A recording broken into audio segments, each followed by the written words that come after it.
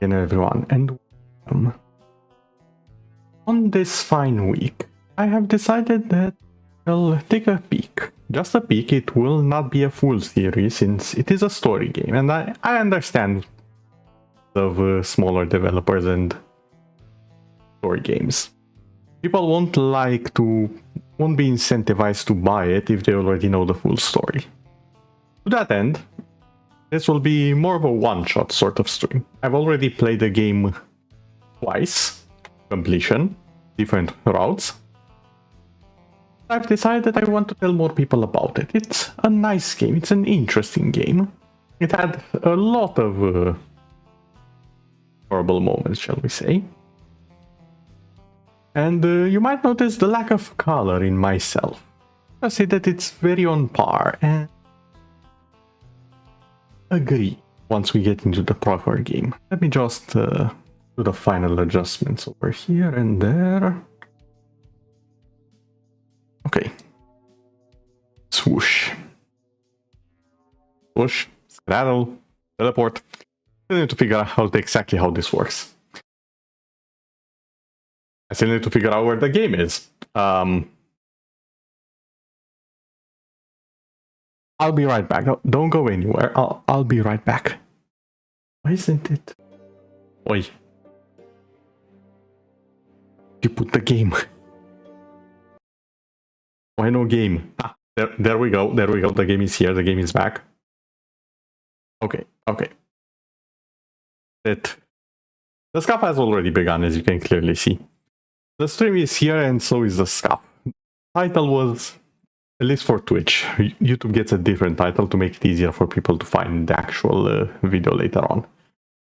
My stream title on Twitch is very adequate, shall we say. So, the name of the game, and suffering, Sir Brante. Times of the fall of the blessed Arcanian Empire.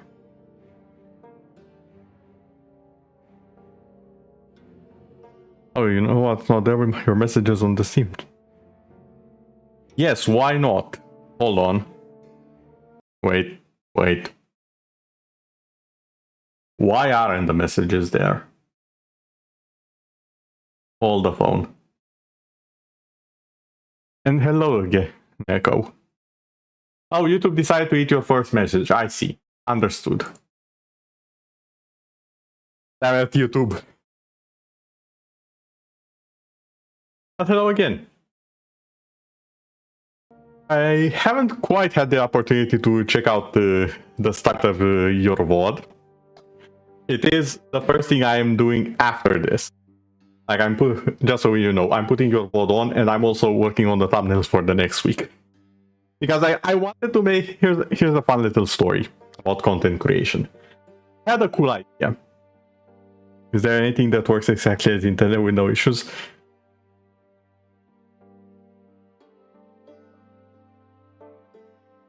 That is a very good question. I don't think there's anything that works without issues. You get used to it. Insert the meme from Goblin Slayer with the priestess with the dead inside face. You get used to it. But yes, we are here with a story game, The Life and Suffering of Sir Brante. A little thing that I want people to be aware. This game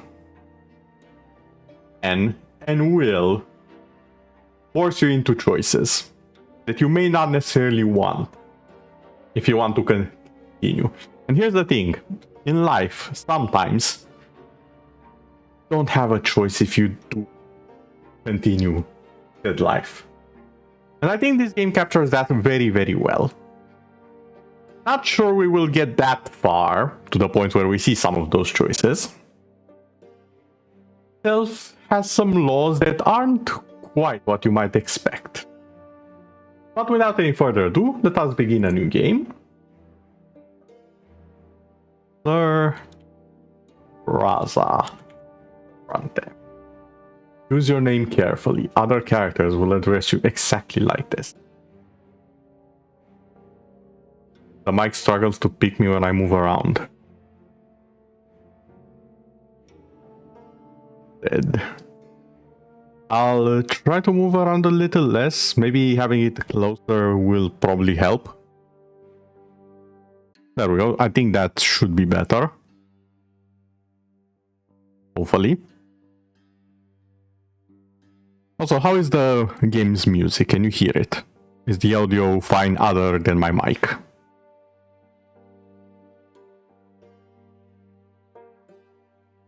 When you talk quietly, not sure on the details. Yeah, I think it's something to do with the filters, because I've tried to mess around with them to make them sound better, but I just can't get a good read on them. You can hear the game. Okay, perfect. Chapter restarts. Enabled. Or disabled. Iron Man. You will not be able to go back to previous chapter and change your decisions. You will live the character's life from start to finish and endure all mistakes and misfortunes. Since this is a game that I won't be playing twice on stream, because I do want to leave of suspense for the people who do want to play it, and sound, the writing, all of these are excellent in this game. I cannot state that enough. I would say that it's slightly overpriced currently at full price, but if you can get it on a sale, definitely go and buy it if you like story games. That's my recommendation. Sequences hidden or open. Have them hidden for the suspense, shall we? And let's go with Iron Man. Let's see how far we can survive this stream. Because we will be living from year to year the entire life of our main character. You hold the fate of a single man in your hands. You will follow his life from birth to death. Choices shall define who Sir Brante will grow up to be. You will decide his personality, social status, what mark he'll leave on history. With every step he takes at your behest, Sir Brante's character will change and evolve. Decisions will close some doors for him, but open many others. Hello there, Atsa, welcome, you are just in time. The world of Sir Brante's birth is a ruthless realm, where people are divided into estates. It is hard to be a hero here. To accept that Sir Brante cannot overcome every challenge in his path. Every hard choice will test his character and personal qualities. Often you will not be able to make the choices you would like to. It may happen because you chose a different road earlier, exhausted your hero's willpower, haven't earned the right position in society. You love my preparation for this? I hate to say it, I haven't done all the preparation I originally wanted to do. I'm trying to slowly but surely up the quality of the streams and the experience. I'm glad slight changes so far are noticed.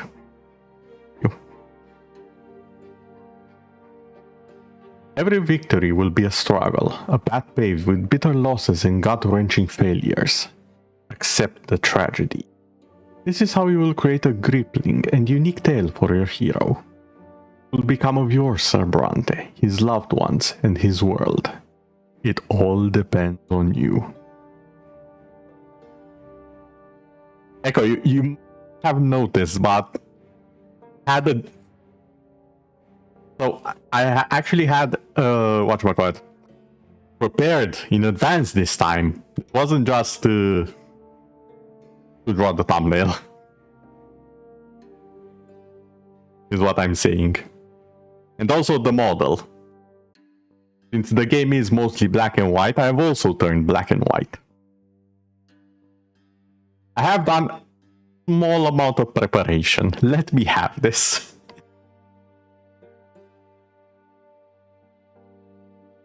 I know it's not much, I know it's easy to prepare all of these things, and I did intend to have a lot more, just wasn't ready in time.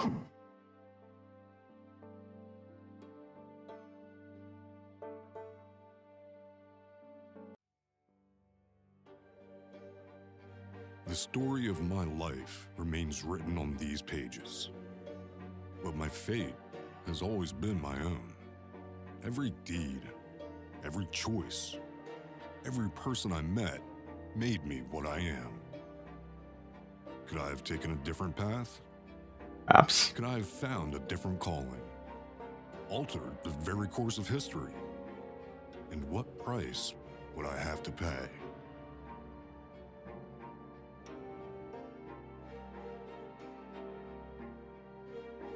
Once again, the life and suffering of Sir Brante begins.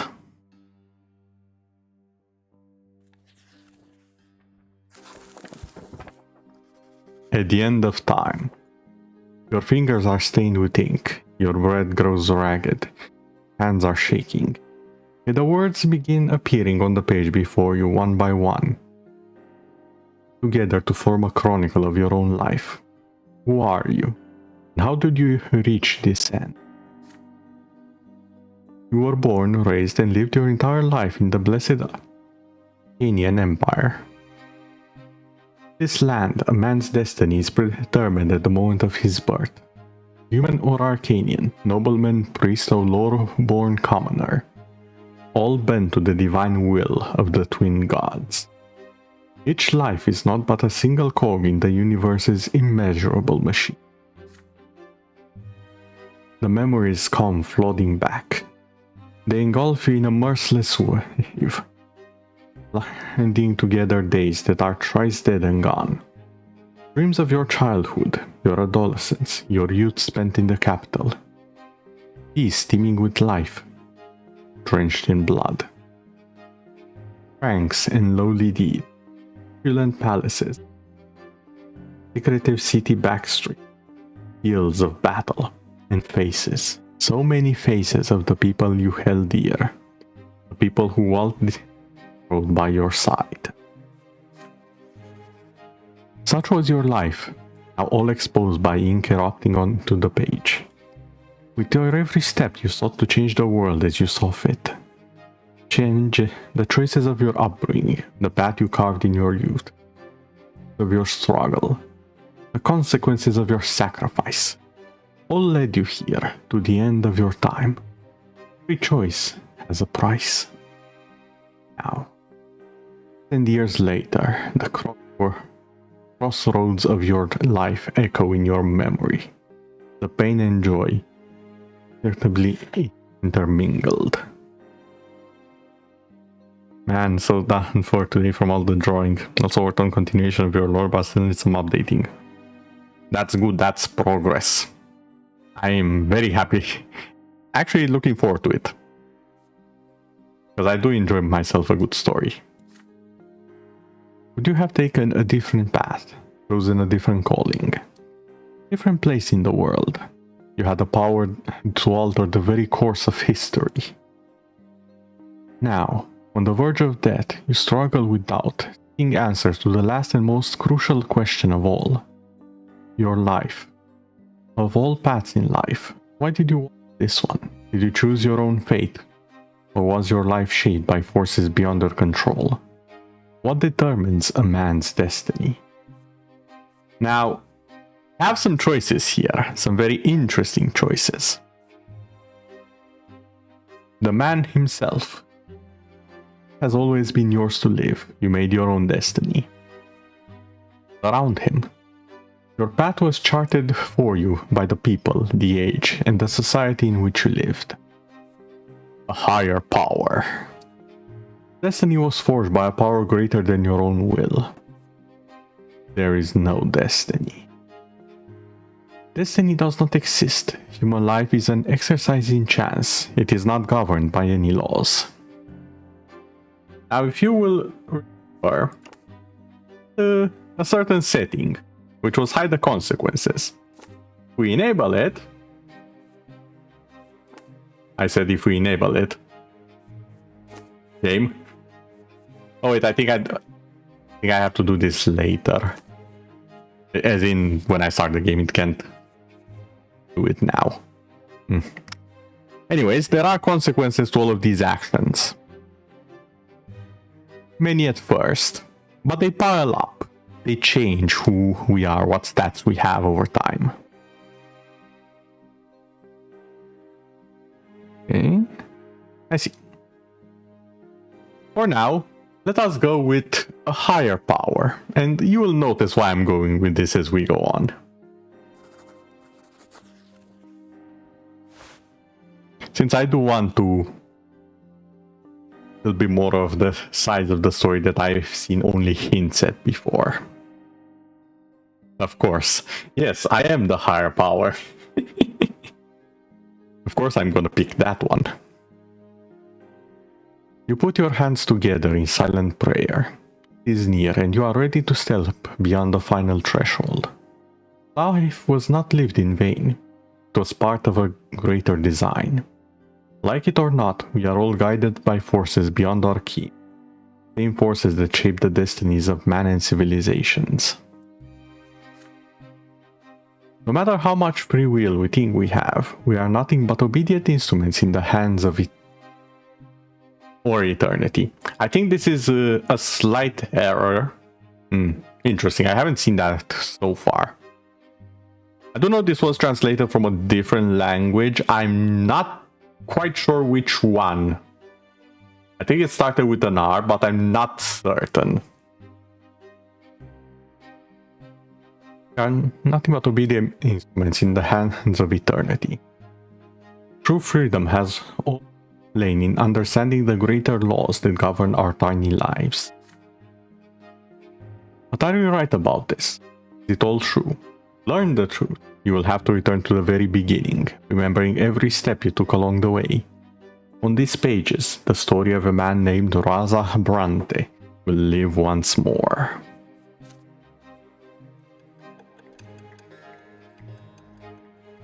"0 years old." I'll be wondering, what of choices do we have when we are 0 years old? Well, let us find out. Also, I do believe adolescence might be a good cutoff point if we make it there. We shall see. Chapter 1. Childhood.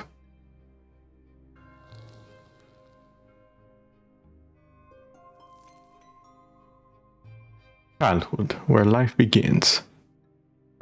First uneasy steps. You are but a small child learning about the world in which you were born.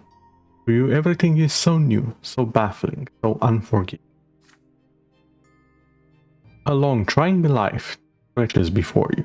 So many feats and falls, so many fateful choices to come. Yet you are already sowing the seeds of your future self. You are learning to live and survive in this world, looking for a place within it to call your own, choosing your future destiny. Who will you grow up to be? I wonder if we get... Okay, this is the tutorial basically.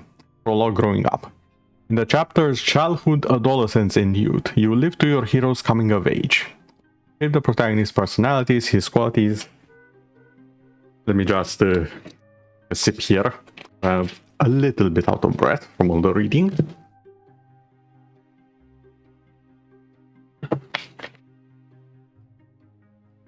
You will shape the protagonist's personality, qualities, and relationships. At the end of the prologue, you will determine fate and future occupation of your hero.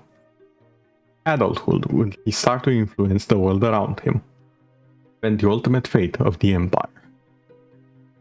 Who will Brante grow up to be? It's your call.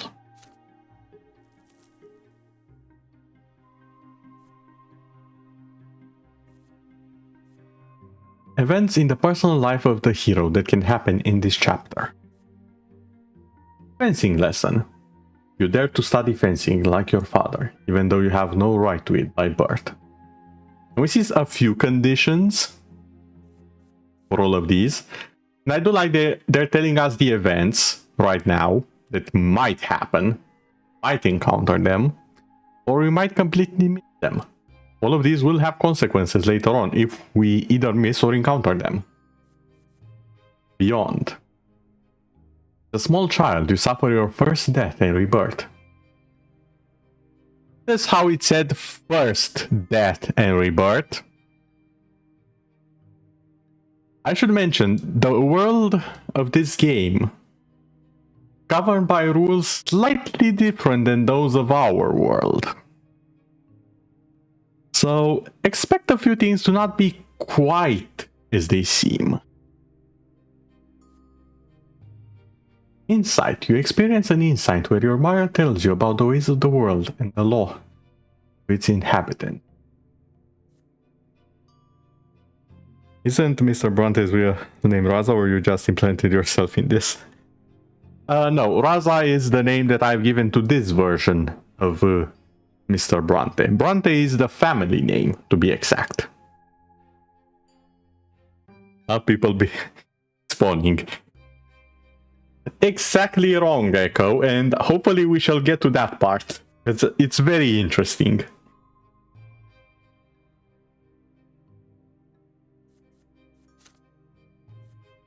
We have our stats. They are very low, they might grow in the future. Determination, your perseverance and strength of character, your ability to get your way. Affect your frame of mind and the skills you have when you grow up. We are currently spineless. We can become active, resolute, and adamant. Perception represents how attentive you are to other people and the world around you. Ability to comprehend and learn. It affects your frame of mind and the skills you have when you grow up. Inattentive, curious, inquisitive, insightful. Willpower. You'll notice we actually have some willpower, and that's from the choice we made before. Your remaining inner strength and readiness for action. You spend it on difficult choices. -10 to -1 is exhausted. Ready for action is 0 to 9. Power is 10 to 19. Prepare for anything is 20 to 30. That's untouched by death. After suffering a lesser death, one is reborn. One who dies a true death is the punishment of the twin gods. So here's a little bit of an explanation for how things work with the respawn system, Echo. Just a little bit, there are more details to it, as you might expect.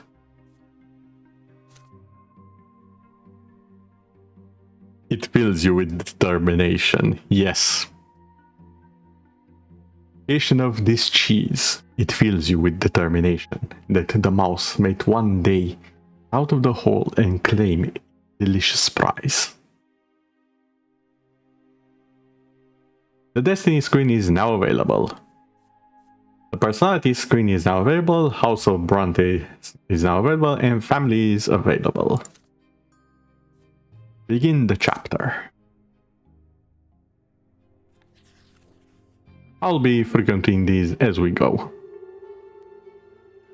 First there was nothing, no time, no sensation, nothing but darkness and void. Then a will breathed life into nothingness. Matter and spirit were set in motion. History began its march. It was your turn to enter this world. Your first memory, you are lying on your back, blinded by a white light. You are not alone. Above you towered the colossal figure of those who created you. You are a part of them, and they are a part of you. Between you and them is an inexplicable connection. Strong, unbreakable link. They will always watch over you, guard you, and protect you. It hurts to breathe. You let out the form of a desperate scream. Your creators extend their hands towards you. There are two of them, the ones who made your form from their own selves and brought you into this world. They are united, yet as they lean closer, you begin to see how different they are. You can already feel their differences within you struggling against each other. The first figure is soft and empathic, wise and merciful. The life that emanates from it wraps you like an invisible blanket. Warmth from it is never-ending. The second figure is strong and powerful, commanding and noble. It is harsh but fair, a beacon of guidance, a force of protection, merciless punishment for every misdeed. Yet, There is also a third figure, as you might notice around my cursor right now. It is like a shadow, barely seen behind them, yet already pulsing with unbreakable will to live. It is the very will to live that is now growing ever stronger within you.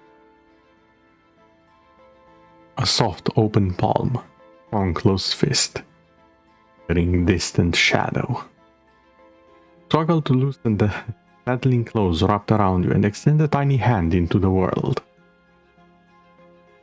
Which option would you pick, chat?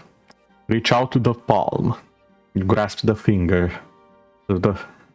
Grasp the first of the fingers by the finger. You reach out to the fist. Place a tiny hand on the second figure's closed fist. Or would you smile at the shadow? Smile at the figure standing behind them. Personally, probably give a smile to the shadows.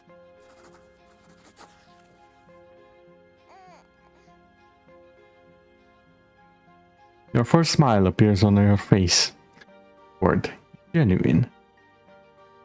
Your mother and father exchange looks and start talking. You know no words yet, so all you hear is a sequence of booming sounds. But the stranger behind them has no need for words. The stranger's look is all it takes for you to feel the will to live and act that now burns within you. So, yes, the two figures we did saw are both a representation of the two gods, as well as our parents. However, the shadow was present in both of the scenarios, which I find very interesting, because that means it's neither the twin gods' parents, and it was present in both locations. The shadow brings a finger to its lips as if to say, "There, baby, don't cry. This is our secret now." The shadow melts into the light. And we gain some more power.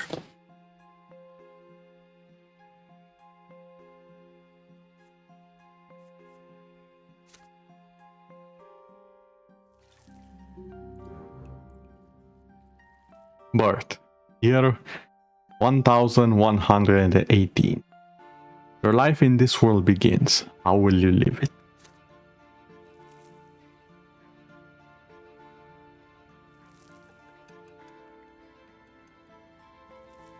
We have the years rolling on by.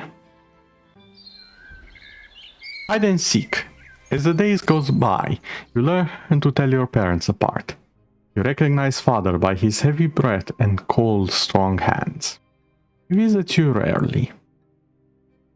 Robert Brante. Relations. +2. Sympathy. A noble of the mantle and judge. Anihizot Prefecture. Following in the footsteps of his father Gregor, he earned a noble title and the position at the prefecture. He works tirelessly in his judicial service for the sake of his family. He took your low-born mother, Lydia, as his second wife, by jeopardizing the family's noble future. Found out quite a bit about him, and I'm not gonna lie, I do like the guy. I just wish he had a little bit more spine to him. And we will see why, hopefully. Also, the music really hits nicely. Bit of tense. Mother's tender voice, however, follows you day and night. Lydia Brante. Relationship, +2. Sympathy. A humble commoner from the outskirts of Anisot. Her lowly origins, nor the fact that your grandfather directly forbade the marriage, stopped your father from taking her into his house. Now manages the household and raises Robert's children. Father is devoted to her faith and insists that her children observe their lots. The lots play a big part in this. There are two more children in the family, named Stefan and Gloria. Gloria sings songs to you. She often dresses you in clothing and gently holds your hands as you learn to take your first steps. Stefan likes to sweep you up and pinch you and toss you into the air. What are bigger brothers for other than to make your life miserable? Not that I know that phrase, by the way, is both the common trope of the bigger brother picking on the smaller brother, as well as the fact that one of my best friends, the smaller brother, and I was friends with his smaller brother as well, always fought, like non-stop. The only times where they didn't fight was when their parents were scolding the both of them in the room. Sounds like a fine sibling relationships. Exactly, you know what I mean, Atsa. Oh look, this is your brother and sister. Look at that face. I know it's a child, but tell me that is not a very punchable face. Like they knew what they were doing when they made this. Stefan Brante. Relations +1. Difference. Robert Brante's son from his first marriage and a noble by birth. Age, he has been striving to be the first in all things and demonstrate his superiority to the family. Yeah, you're my little brother, we're gonna play together, but I'll always be in charge, because you were born a commoner. Gloria. Be quiet, you. He doesn't understand yet. Come on, baby Raza. Let's go and play in the yard.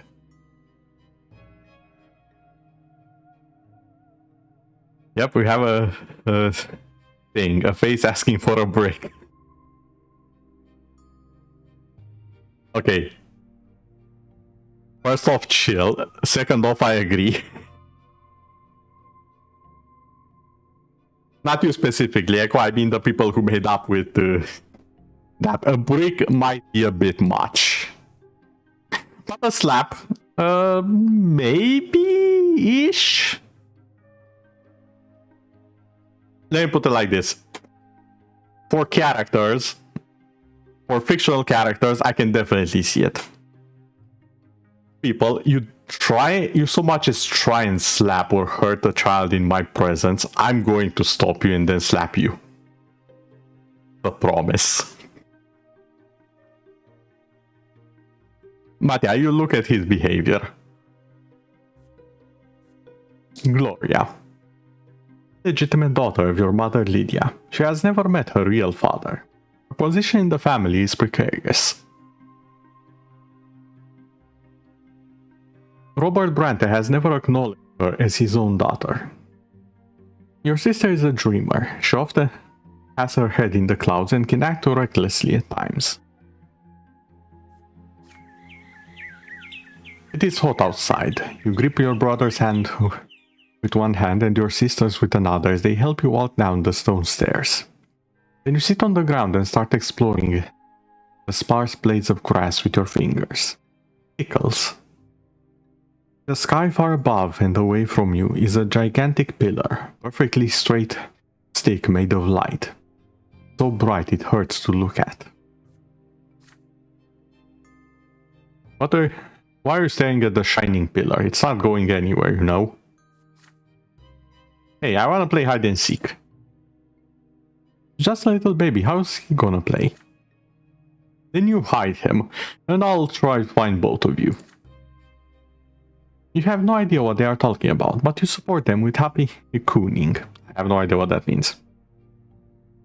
This is strange, but so exciting. Stefan and Gloria glance at each other. Then your brother walks to a big tree, closes his eyes, and starts shouting stuff. Gloria takes your hand and walks you to the yard. Your sister takes you behind some thick bushes by a tall wall.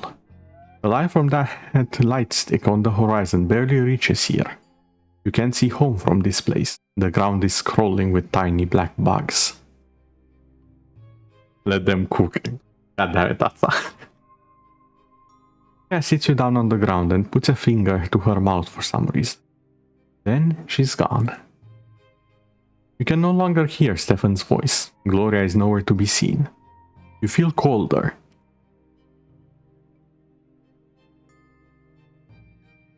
Bugs are no fun to play with. Been sitting here for a long time, completely alone. Buddy checks on you. Did they forget about you? Did they abandon you? Cry loudly. Find your way home. Sit there and wait. Obvious choices. But the question is, what would you make? Personally, I'm gonna be the stereotypical good boy that doesn't understand the world, and I'll just sit there and wait.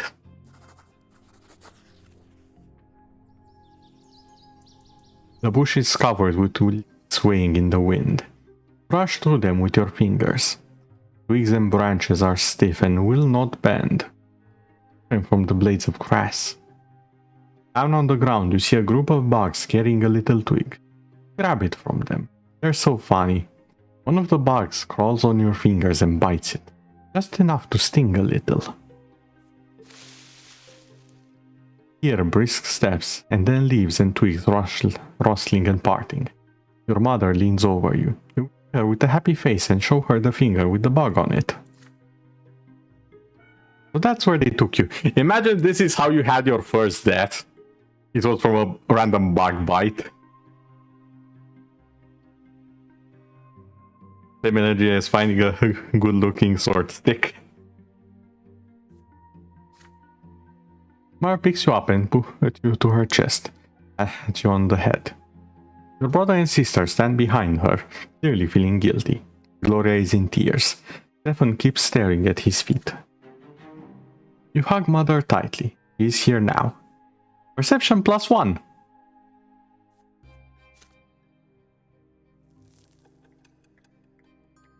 One more year passes.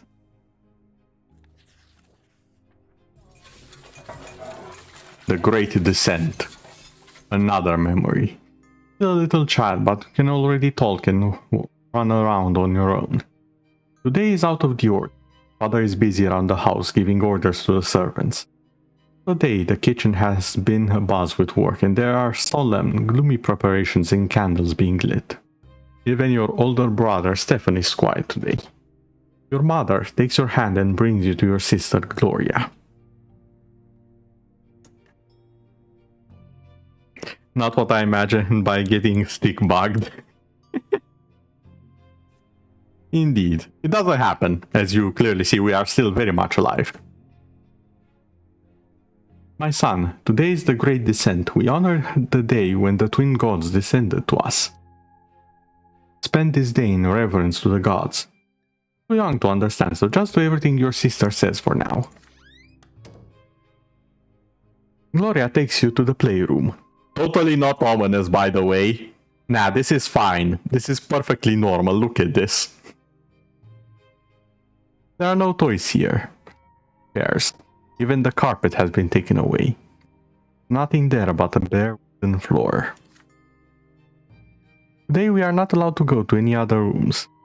Eating nothing but stale bread.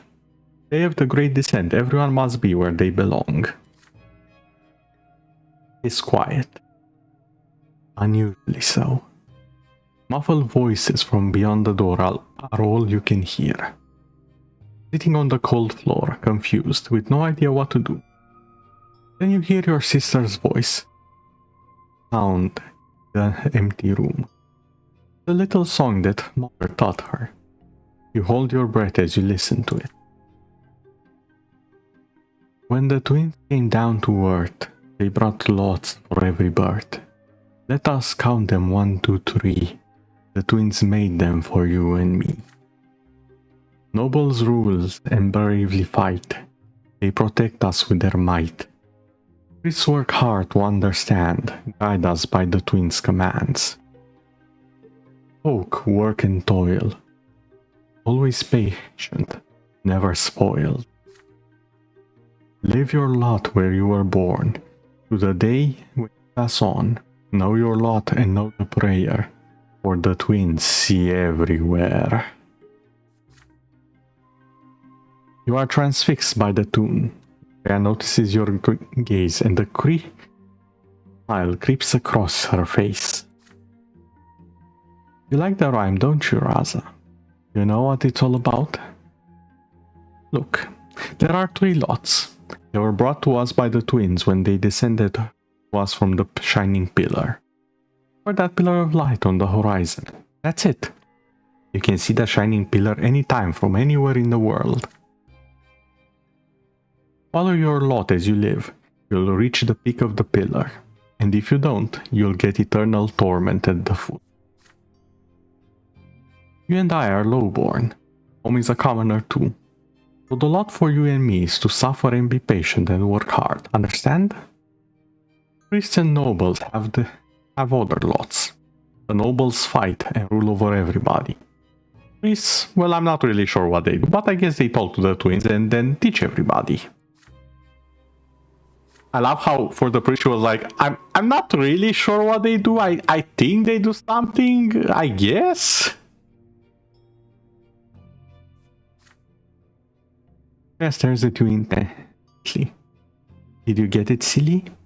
Then shakes her head and keeps singing the song over and over again. Voice transfixes you, drawing you in. The room starts to grow like the sky. This is perfectly normal, by the way, the 2 figures here. From this light emerge 2 figures you have known since the moment of your birth. One of them embraces your sister's shoulder. The other stands guard behind her back.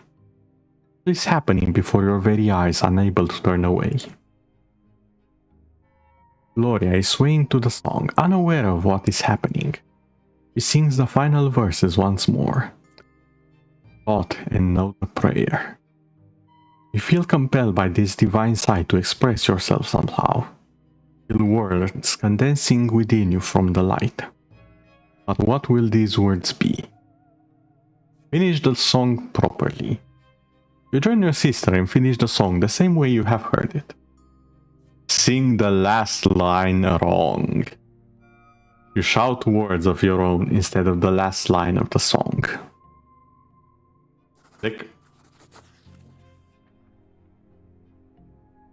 Know your lot and the prayer. The lots are lies told everywhere. Oh, as I am now, I totally sing it wrong. I see. Ding ding ding. You shout these words, but you have no idea how they came to you. Shining pair standing behind her back turn to look at you. You can feel their gaze piercing you from top to bottom.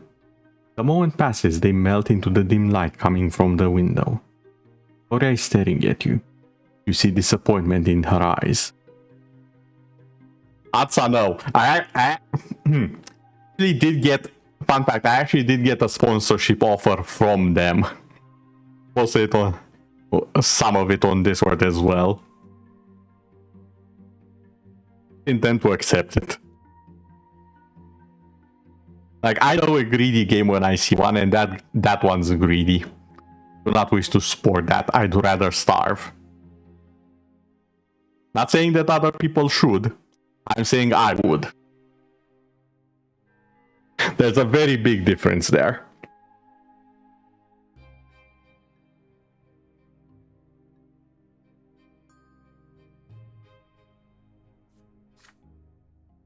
Raza, that's not how the song ends. Why did you ruin it? You shrug, quite pleased with your cleverness. Determination +1.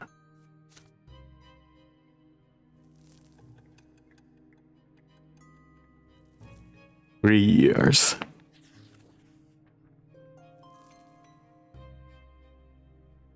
Starting to understand more and more of what the adults say. Your family is an unusual one. Your father is a nobleman, but not by birth.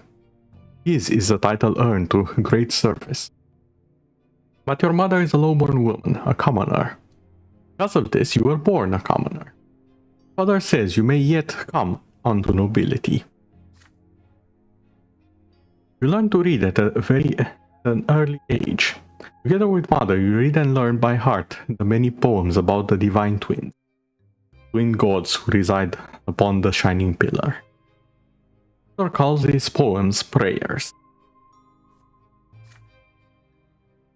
Again and again you try to discern the shapes of the gods in the strip of holy light that shines in the sky all day and night, but the light is too blinding to gaze upon.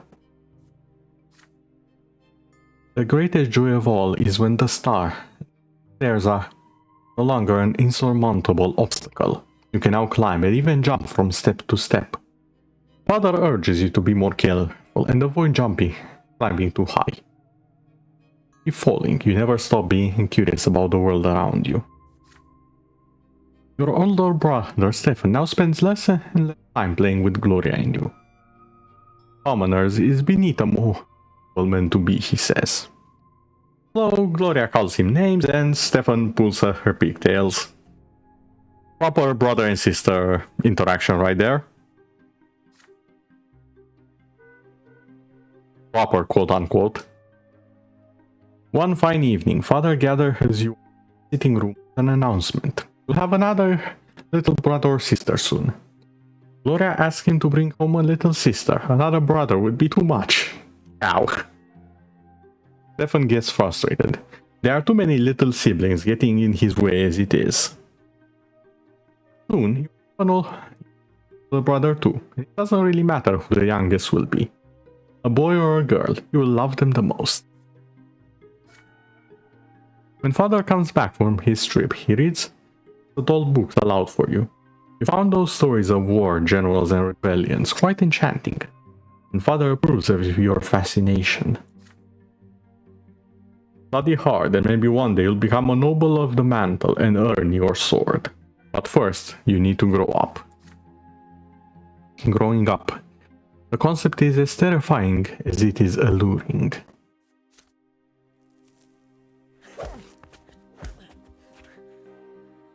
A lot of suffering. You keep staring at the carpet under your feet. You are both ashamed and proud. It feels odd. A scratch on her hand stings a little. Stephanie is standing next to you, sniffling from pain. Your brother was training in the yard with a wooden sword. You wanted to play with him, but he ended up getting angry and throwing the sword at you. It hit you in the shoulder. You picked it up and hit him with it. Well, yeah, self-defense and all that. You see mother's shoes walking to and fro on the carpet. You do not want to look up. You would rather not see her angry. She's not as gentle to you these days. Why did you hurt Stefan, Rosa? You stammer out an explanation. He hit you first. You just hit him back. How dare he pester me like that? When I grow up, I'm gonna hit you with a real sword. Mother hushes you both and speaks to you again. Her voice is stern, yet you can feel her concern for you. Even if Stefan hits you, you cannot hit him back. Bro really pulled out Uno reverse card, indeed. You are my son, and I was born a commoner. Our lot is to suffer. But your brother was born from a noble father and a noble mother. Sacrament is coming soon, and then he'll rule over the likes of us. You hurt a noble, you must be punished. That is your lot, and the sooner you learn it, the better off our entire family will be. Now Stefan looks at you in triumph. Oh, we got something unlocked from our stats. Papa had mother in fear, not sure what to do now. Accept your punishment. This will take some willpower. Deny your guilt. Demand an explanation.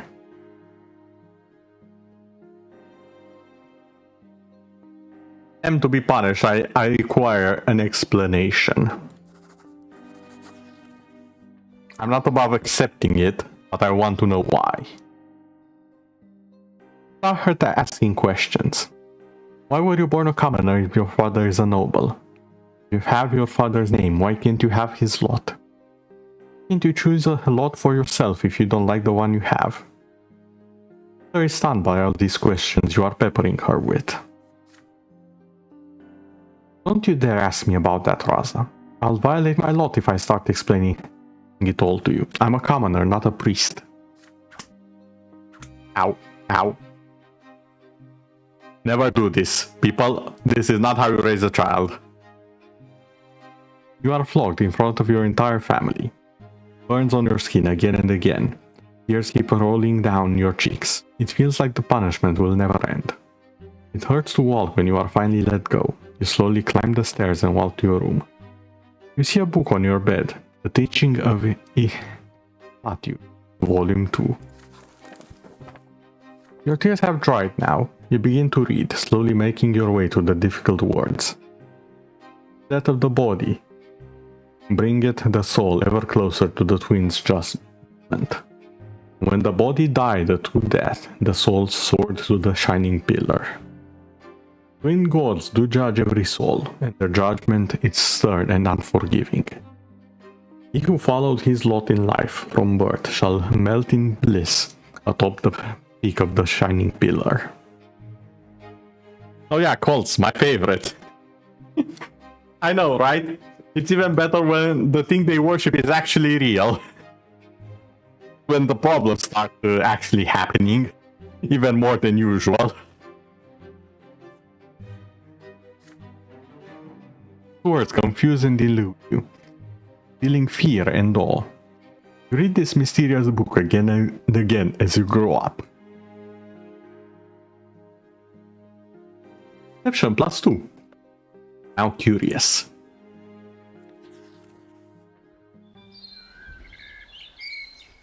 Her stays mostly in her chambers now.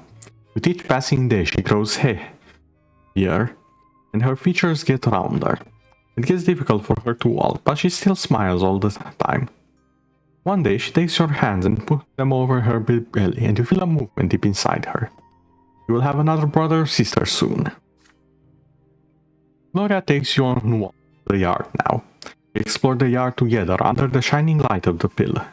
Under the evening light of the pillar, and she sings to you songs and tells you amazing stories. Hey Raza, do you want to hear a rhyme? I wrote it myself. There's even a bit about you, but don't tell anyone, okay? Writing poems, songs is only for nobles. Here's about it, I'll get flogged. Remember how you got flogged for hitting Stefan? Our judge is my second father. In the past I had another. Mother says the twins are great, says we should not fight our fate. Brother loves to jump around. Don't fall down on the ground. See, I wrote a little rhyme. Don't tell them it is mine. Well, this entire thing is kinda cute. Since the judge of our entire region is dad, that's literally his job as a noble. He's the judge of the region.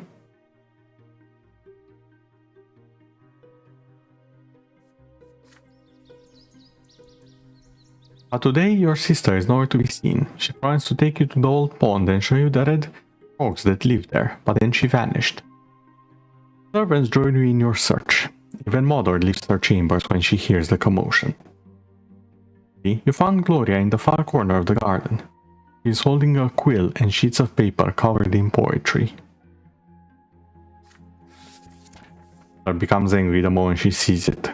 Looks through the poetry, her face grows dark with rage. Gloria is standing before her, wriggling her hands and looking for an opportunity to run, but there seems to be no escape. What is this nonsense, Gloria? We talked about this. You were told to take care of your little brother. You are absolutely not allowed to entertain yourself with this writing. I did that for myself, Mother. You know, it has already been by the gods. And he's not a little brother anymore. He doesn't need a nanny. And I need some time alone to think for myself. I'm not hurting anyone.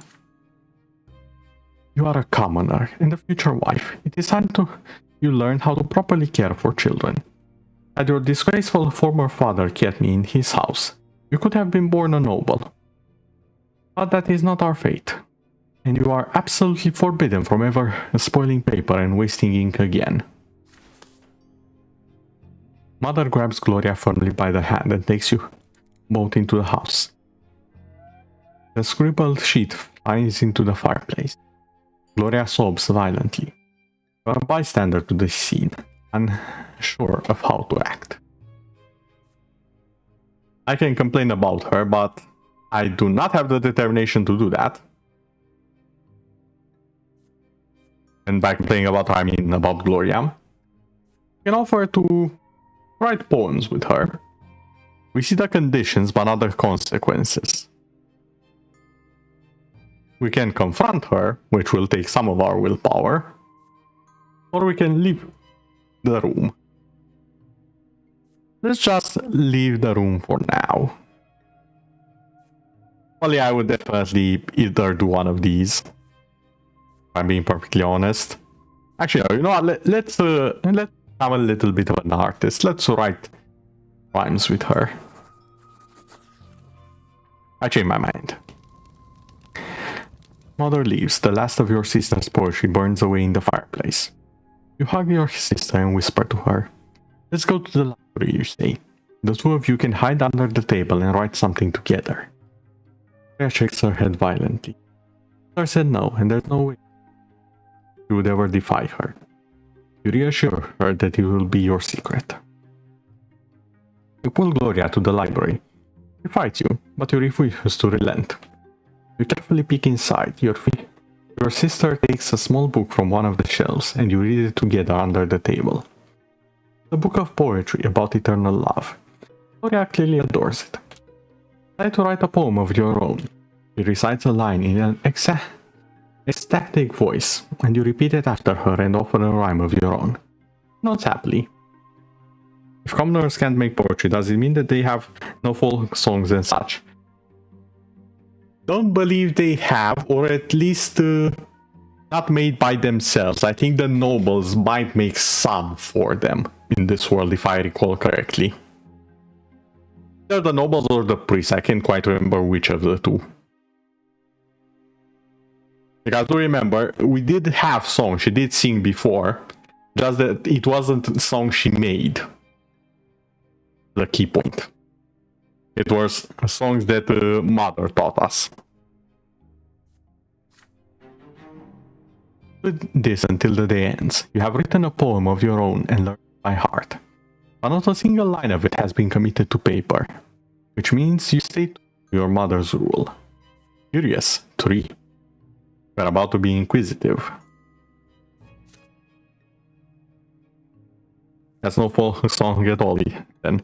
Yeah, it kind of isn't, but it's the equivalent in this world. Because here's the thing. When they say nobles, they don't mean as high nobles as you think, Echo. So there are slight differences here. There are those, of course. But how do I properly explain this? Slightly more complex. Because the human nobles they are not the big fish in the story. Notice how I said human nobles.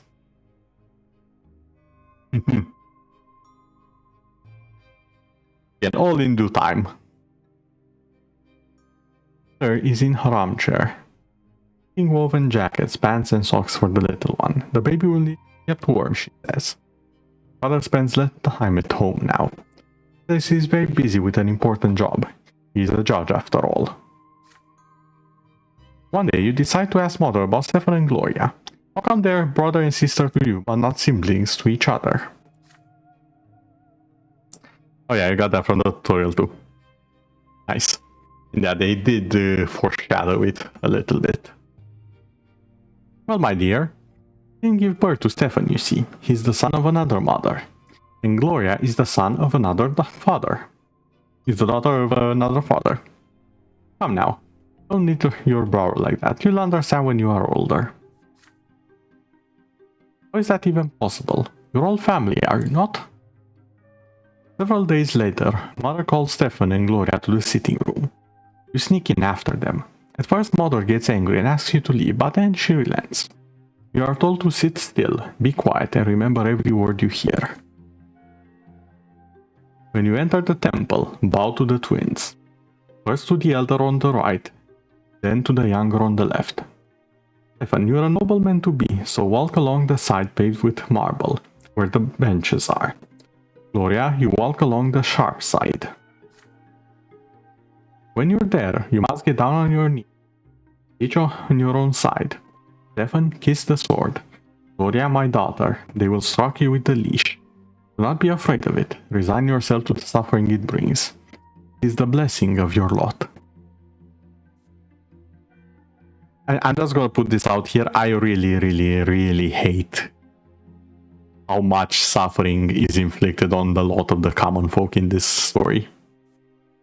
I think it's intended and they do a very good job of making you hate it.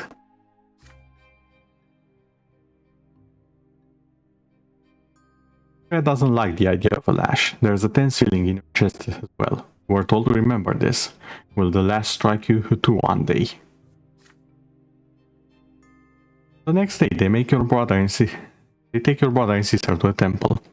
You run towards them when they come back. The back of Gloria's dress is soaked with blood. She's hunched a bit, sobbing quietly. Stefan is putting on airs, acting prouder than ever. Nothing else looks different about them. It's like all is the same, and yet everything has changed. Each of them has accepted their lot. And Brante. Relationships even lower. Unity.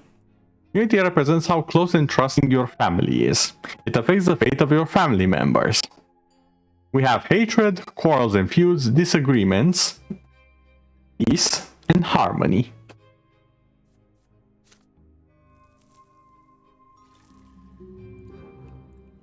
Brother and sister sacrament.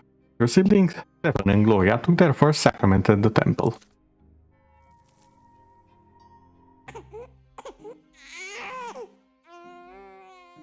A little bundle in your father's arms with curiosity. Behind the many layers of swaddling clothes is your newborn baby brother. He is glowing and smiling with joy. Stefan and Gloria are also here, all excited. Promise yourself you're going to be the best big brother in the world. You'll never hit him, oh no. The two of you will play together and tease Stefan together. I forgot about that part.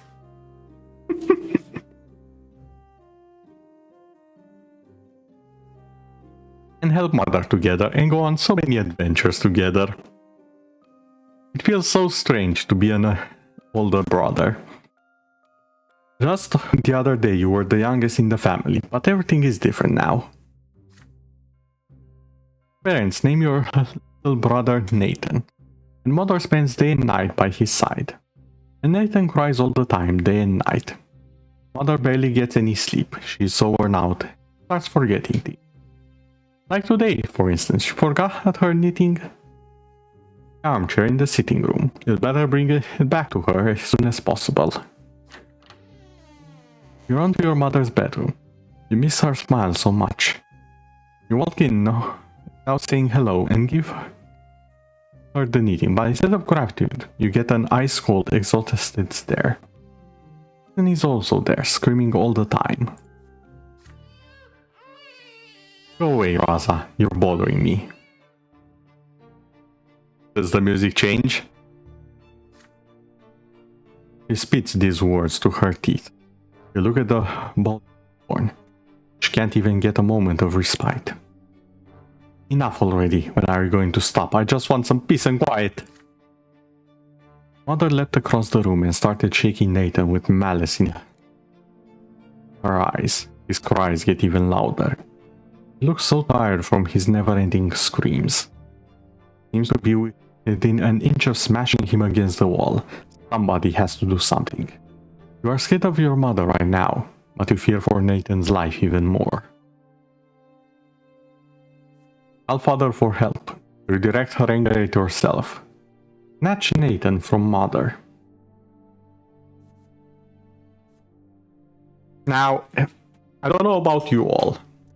One of the things that I often do when I see two people having an argument, I have two things I do, depending on the situation. If it's something that I know for sure I can handle, like 100%, if I get in between them, I know that no matter what happens, no matter what things they pull out of their pockets or so on and so forth, I know that I can keep both of them safe. That's the only case in which I get between people. Otherwise, I usually call for help from someone who I know can do it better than I do. Because I'm aware that how do I say this? I know I don't understand people that well. I know I have my quirks and my bits every now and then due to a variety of factors. Hard time understanding people in general. I also know that sometimes someone who knows them better is far more suited to calming things down than I am. So, call father for help.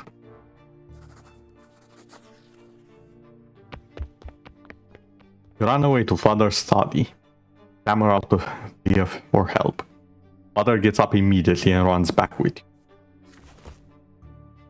He barges into mother's chamber and embraces her and baby Nathan with all his might and love. She screams at him at first, crying how she is tired of everyone. He whispers something in response, then takes Nathan from her, says she should lie down and rest. Then suddenly, Nathan stops crying. Mother looks around and sees you standing next to father. My son, please forgive me. I'm so sorry you had to see this. Thank you for going to your father for help. The twins know I didn't want to hurt anyone. This is kind of a real moment here, and one of the many you will see during the game. Seeing when people reach their limit and they bend, they crack. Not necessarily the facade. They are spent. When they are spent, they are not at their best. They are often at their worst. I think that's a very important lesson. Because you need to do what you can to keep the people you care about from ever reaching that point. And if they reach it, you need someone who can bring them back, remind them what matters, and so on and so forth.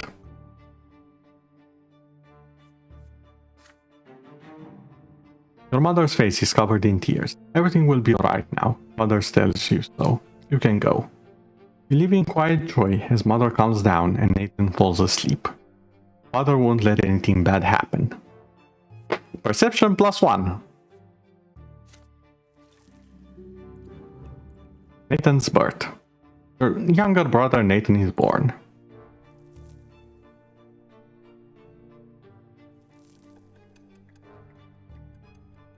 Have passed the halfway mark of childhood.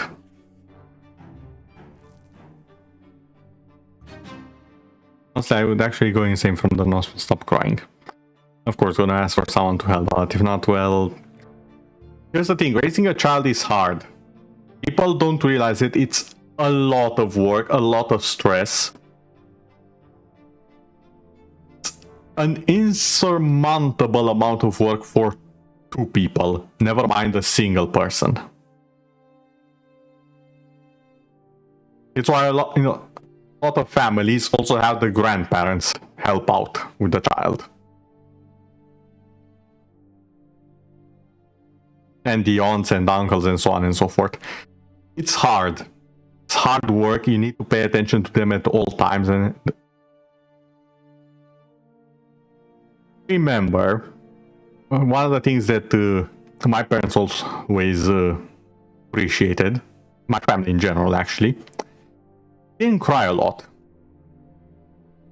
Like even when I was born, I did not cry almost at all.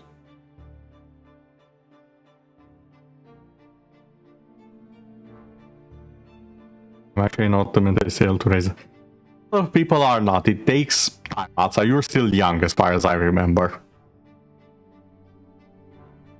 Like a lot of people have children way too soon. In my humble opinion. and it shows. But yeah, my parents were extremely lucky with me from that regard, because from what I've heard, I cried a lot during my childhood, like barely at all when I would get hurt or something, or when I really wanted food. It was about it. I would be completely, almost silent in the rest. Or when I was something else, I would not talk a lot. I would not cry. I would not talk a lot. I was the silent kid for a long time. And it wasn't that I couldn't talk, because I actually learned to talk very early. And I did ask questions. The second I learned to talk, one of the things I did the most was ask questions. What is this? What is that? How does it work? What does that do? I wasn't the type to go out and touch stuff or get near stuff. I was the type to ask, what does this do? What is that? Why? How? What? And so on and so forth. That was me when I was young. Yep, your parents also told you you were too quiet. Too quiet. Actually, my siblings were okay, but younger me decided to be the most annoying and cryable kid, and I'm glad I'm not like that today. Again, it's something that most children are. In fact, it's very rare for them to be quiet. Maybe several reasons for that. In some cases, it's a sign of early maturity. In other cases, it's a variety of other issues that aren't all that good. In my case, it was apparently a sign of just being kind of smart and very inquisitive rather than being reactive. Event. Ooh, the ant farm. This event is a consequence of your previous actions. Conditions met. Perception higher than 4. Your younger brother Nathan is growing. Mother spends more time with the rest of the family now. You help her and play with your brother and take care of him when she asks. You often go to your mother's room to sit at the foot of her bed after Nathan falls asleep. She reads you the sacred books and asks you about things you learned that day. During these moments, you see the world through her eyes as well. Another thing I was being told was that I'd really ask for toys when going near a store. About that, I think I remember a few things. Make it kind of obvious, not intentionally per se, but my mother said that it was kind of obvious when I wanted something, but I extremely rarely asked for it. I had some level of understanding of what money is and that it's hard to acquire it and you need to give money to buy a variety of things, including food and so on. So I had a little bit of restraint, I want to say, but at the same time, my family kind of saw through that and still got most of everything that I wanted. I think that understanding that I had early on is the only reason why I didn't grow up. You would expect a spoiled child to grow up. Because I was definitely spoiled, let me put that out here. Yeah, exactly. Even when asked if I wanted something, I would say, no, it's fine, I don't want it. I'm just looking. It was my most used phrase during a period of my life. I'm just looking. It looks nice, I'm just looking.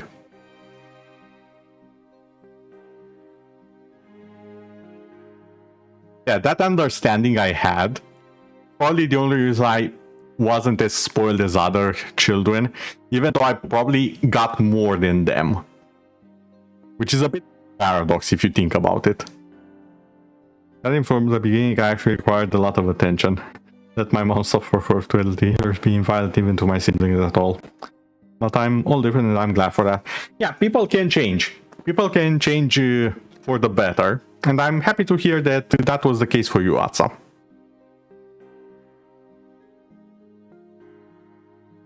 One day, the door to your room opens, and she brings in a large box covered with a piece of cloth. She was there for you to see her so overjoyed. She sets the box on the floor and removes the cloth. The box under the cloth is made of glass and has a wooden base. Inside, you see a layer of earth shaped into carefully crafted passages, and these passages are full of working ants. Raza, this is my gift to you, an ant farm. It is a little world box. You can watch them through the glass. Look, this is the queen ant. She is the reason all these little ants were born. You sit by the box together. Nice little ant here. You hold out your breath as you watch the ant colony at work. There turns out to be a method to the ants' chaotic movement. Every single one of them has a task to perform.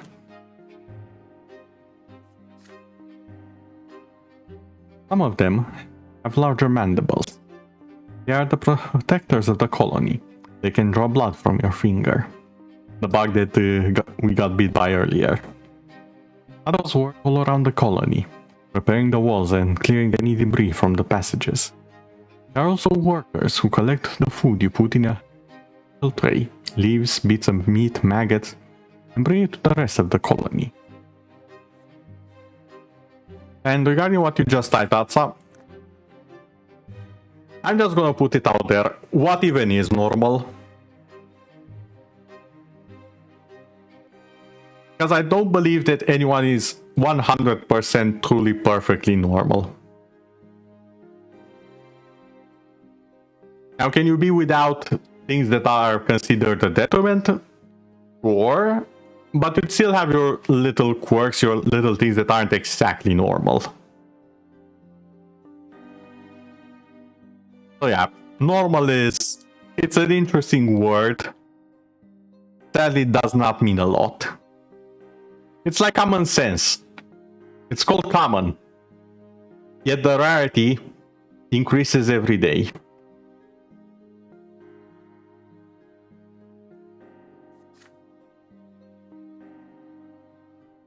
You take a worker ant and put it next to the food.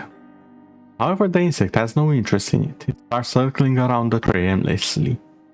Martha takes the stray ant and puts it back where it belongs. Why did you do that, my son? These ants cannot do what they weren't born to do. Each of them was born for their own jobs. You shake your head slowly. Only the ants could do whatever you wanted them to. This is your gift now, so they belong to you. Or maybe Mother's presence is the reason they won't obey you. Do we keep playing with Mother or play by ourselves? It's an important lesson to be learned here.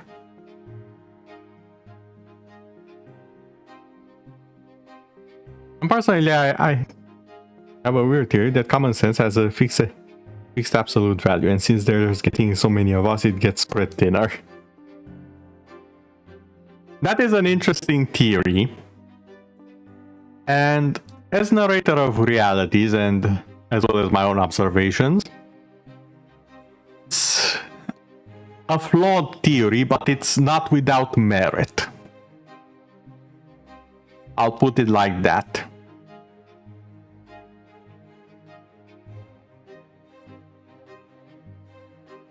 The differences are in the eye of the observer. The eye of the observer sees a lot more than it used to.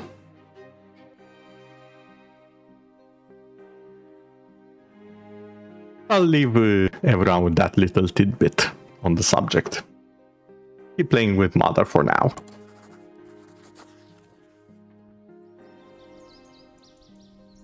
Mother's look is full of warmth and love.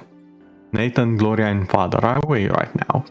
For the first time in a long while, it is just the two of you. Mother takes great joy in watching you go over the ant farm. She shares her knowledge of the world with you.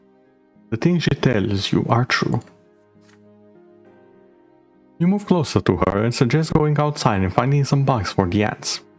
She agrees to this happily and holds your hand as you leave the house. Soon you are busy catching bugs and sharing your thoughts on how the ants will feed the colony with them. From time to time you laugh together, making up stories about errant flies and caterpillars overthrowing the ant kingdom. You hold hands as you return to your room. Can't help but smile. Faint smile, a child's smile, full of sunlight. So happy to have seen the world through her eyes today. Got a bit of extra willpower as well as relationship with mom. Wow, so much foreshadowing. Indeed. The game does a fantastic job of foreshadowing stuff. And still manages to pull the neat little trick here and there. You wake up to Father's touch on your shoulder. He's finally back home after a long trip. Raza, today is your special day, the day you begin your studies. Now the teachers will be coming to our home to teach you. Must do everything they say, be diligent in your studies, and you will grow closer to the nobleman's lot. And since you must remember this day, a present is in order. Lydia, get our little schoolboy dressed. I'm taking him to the market district. Stefan wants to come with you too, but your father ushers him sternly. This is your day. Your elder brother is hurt to hear this, but stays quiet.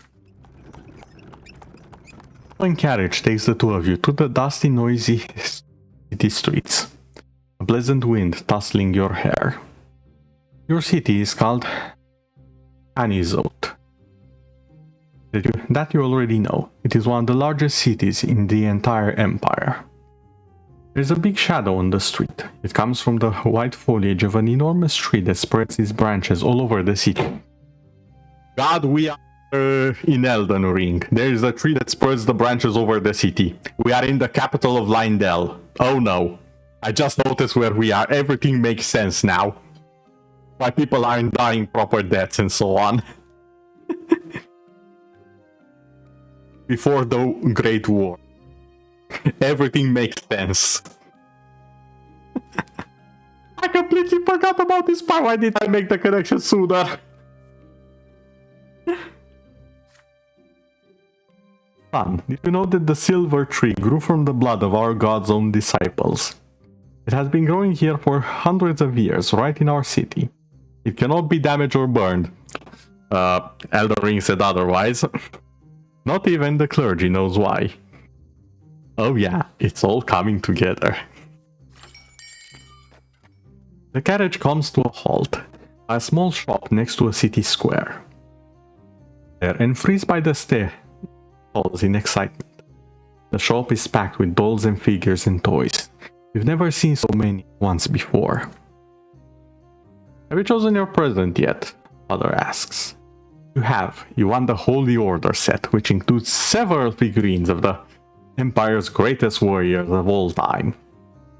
I basically want the knight equivalent of Power Rangers. Tried uprooting it though. I don't think you can uproot that. I think it's pretty big. Tell off everything you know about the Holy Order. The ones who aided the Emperor's own forces in the province of... What about that? Seizing the province of Magra and stole our city. That's how we joined the Empire. Other nods in approval. Short, they are the invaders. Just pointing that out there. Well, your lot for now, but maybe these toy soldiers will teach you to think like a general. Put them into battle and study military strategy. Go ahead, take your present. Said this, Father turns away to examine the books. You run to the box of toy soldiers, delirious with excitement. But there is a fancy dressed boy in your way. He is about to take your for himself. He elbows you aside and reaches for the box. Anger overcomes you and you punch him from behind. Your opponent falls to the floor. The rich boy screams so loudly everyone in the shops hears it. He hit me! He hit me! A tall tower of a man looms over you. This is the boy's father. But you then feel your own father's hand on your shoulders. What happened? You press against father, your mind more at ease now. He will protect you. Yes, you shove the boy to the floor in front of everyone, but he tries to take your present for himself. Father turns you around to face him when he hears these words. Is that true, Raza? Did you strike the son of a nobleman? We can admit our guilt, which will take... Actually, no, it's just a condition. We can tell him the truth, or we can deny our guilt. I've never been one to shy away from the truth of my actions. So...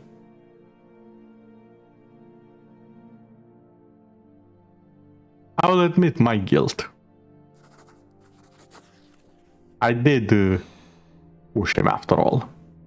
You recall mother's words. If you hurt a noble, you must be punished. There is no use in trying to lie to escape it.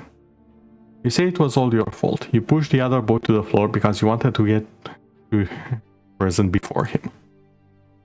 Mother nods to you, relieved to hear it. And the enraged nobleman grabs you by the hand and drags you out to the street. The law is the law, and your punishment is due. That kid will press on anyway, denying is useless. Yeah, but here's the thing, our father is also a noble, so we might have had a chance to get away with it. Maybe. They lead you and the nobleman's son out of the shop. You are told to bow to him and show humility. That feeling sends a shiver down your spine. With a satisfied grin on his face, the boy swings his arm and slaps you on the cheek. Strikes you again and again. Father stays quiet all the while, but as you ride home after the punishment is over, he shows you a rectangular package. I am proud to see you living by your lot. A common birth leads to a life of humility. Told the truth and accepted your punishment like a man. The present is yours, my son. Inside the box. Inside is a little box with the tin soldiers of the holy orders inside. For humility. That is grateful. Your father remembers what you did for him. Sympathy increased. Our willpower went down.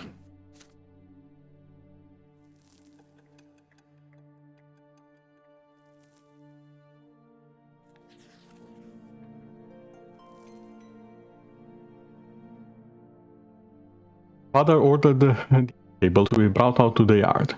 For the first time in months, he's home, outside the confines of his always locked study. He spent the entire day playing with Nathan and you, discussing the various matters with Stefan, now an adolescent. In the garden. And now, dinner under the open sky. The entire family gathers together with Father at the head of the table, smiling. He asks each of you about your studies. Nathan climbs up upon his knee and recites a counting rhyme, a funny sing-song voice. Stefan mentions that his fencing master praises his accomplishments. He raises from the table together with Father to show his skill in a practice duel. Next comes Gloria's turn. She stands on her chair and recites a lengthy prayer by heart. Mother showers your sisters with praise.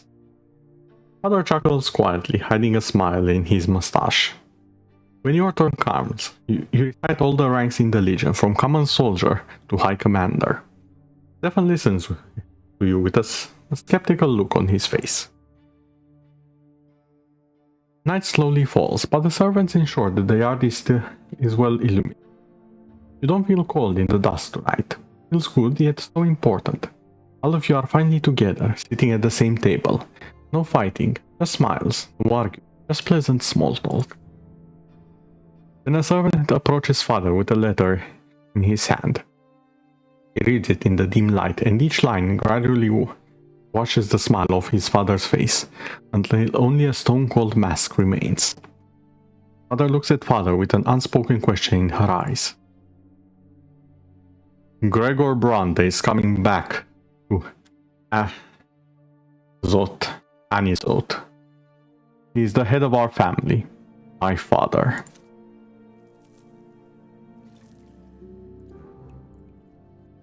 Grandfather's return. This thing. I have very mixed feelings about him. I absolutely hate him I absolutely hate his person, but I really love his character and how well it is done. Because he has certain principles. But my god, is he stubborn.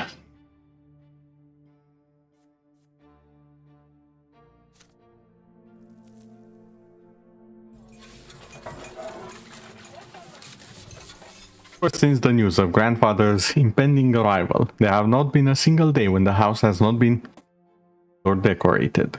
Your parents anxiously make sure everything is in order.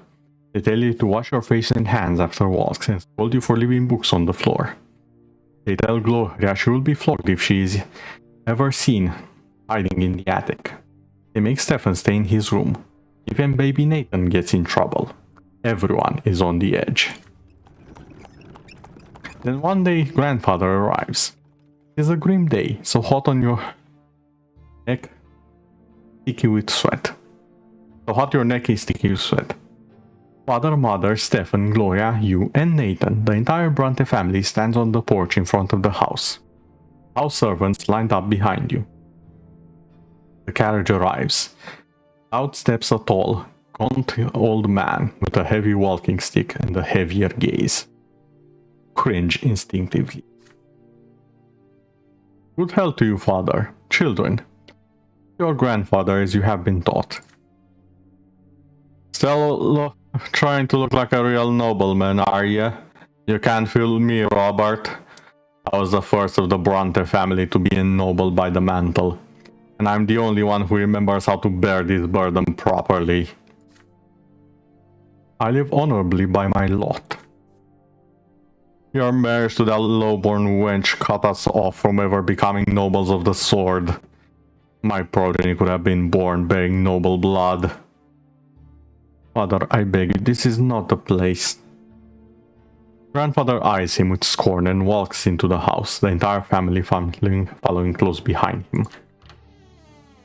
I have been away far too long. The entire house is a mess. This is an insult. How can you live in such a pigsty, Robert? Servants have grown far too lazy, all thanks to your commoner of a wife. I warned you, did I not? And yet you did as you saw fit. And the children, what do they know of tradition or honor?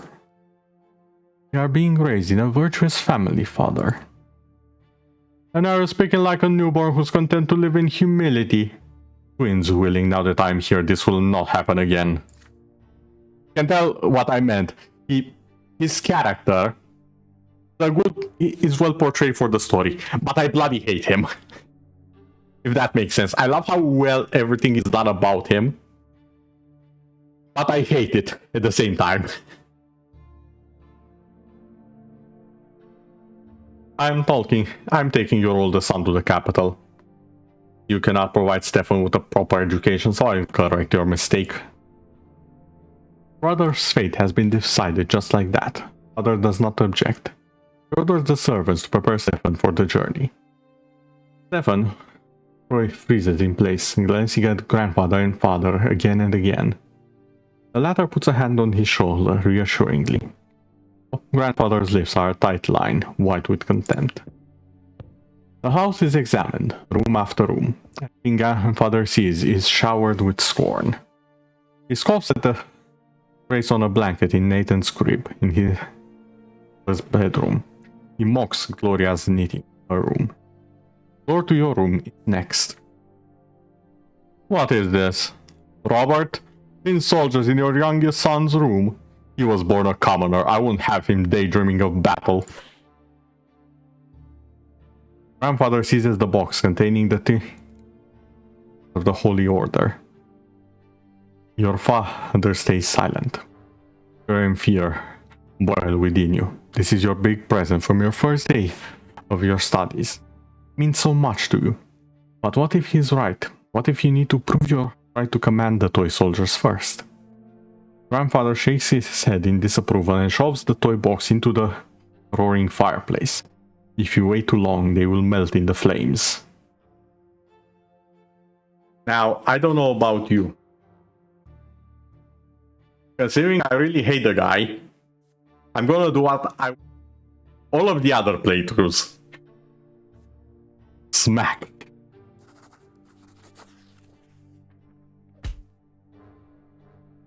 Overwhelmed by helpless rage, you turn to Grandfather and kick him in the leg with all the strength you can muster.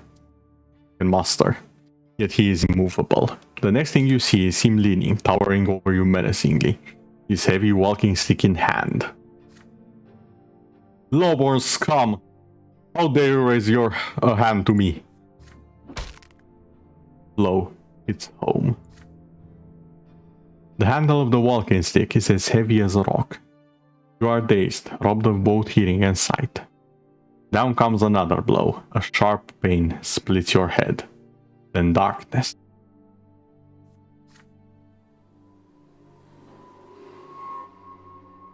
The intrusion. Your hand twitches against your will.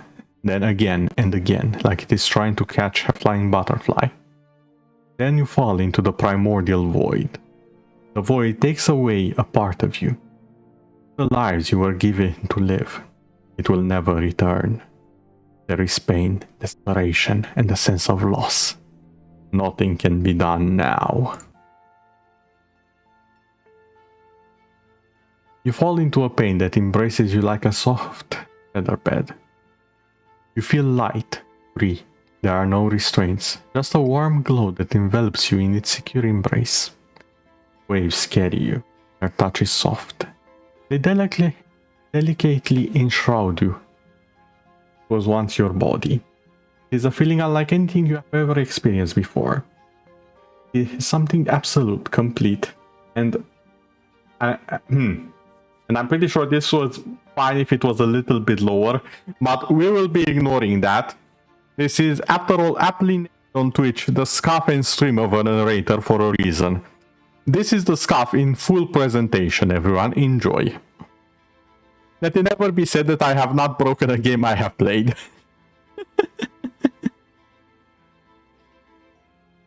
That's something greater. The reason behind everything, the reason for your very existence. There we go.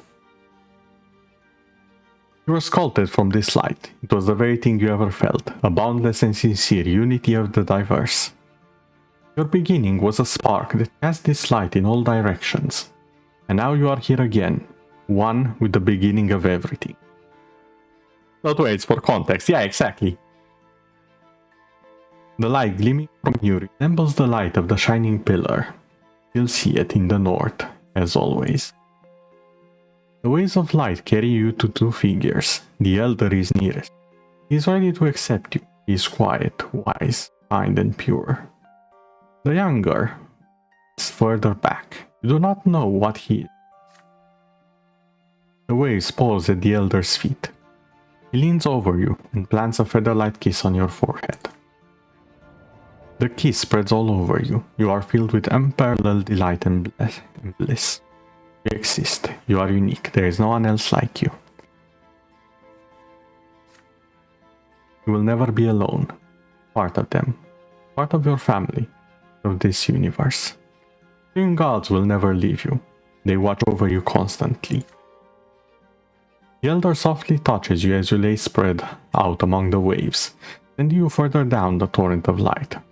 You float on to the top of the silver tree's spreading crown. The closer you get to the silver tree, the heavier you become. Draw you down along its trunk, but you do not wish to part with the warmth and the softness, with the love. You turn around, the elder is still watching you. Odds. All is as it should be. Go. Your time has not yet come. Return to the world now.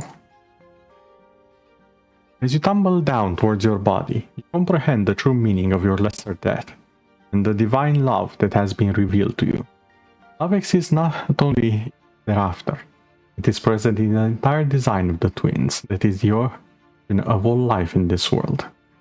What is the manifestation of this love in your mortal life? You do not find the answer you seek yourself. What could be a stronger manifestation of love than your very existence? Your every emotion, every thought, every action exists by virtue of love from which the twin gods created you. What the gods have for you is so great that they allow you to change the world they have created, to influence it with your deeds. Whatever your mission is, it is proof of the twin god's life for you. Family. Love always lives in kindred blood.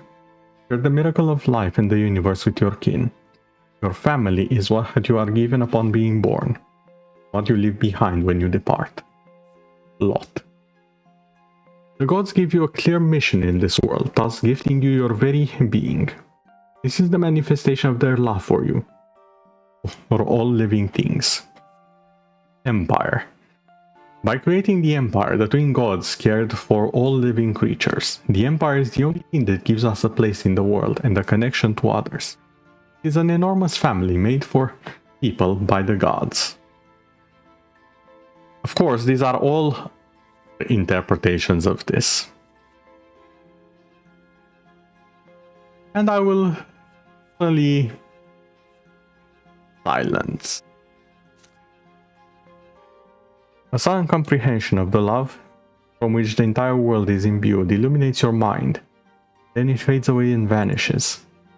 You regain the sensation of your flesh. It is heavy and unwieldy. That lightness, that light, it is a burden. It is smoldering you. You gasp for air. Your chest expands painfully. You feel as though your lungs are about to burst. The stagnant odor of the crypt fills them, revolting but so real. You are back. Yay! Where's that? You then smell a sickly, moist smell. You feel dampness all around you. You come back to your senses in the gloom of the family crypt, lying flat on a stone slab. Your parents are on the way to the crypt right now. You hear their muffled voices. They are arguing, and against all rules. Mother will not agree with father. Why would Sir Gregor do this? He just took one of our child's lives. Lydia, my father is our family's head. That boy raised a hand on him. There was nothing we could do. Father did admit that he was too hard on him. Please do not anger Sir Gregor. You need to accept this. It will never happen to any of our children ever again.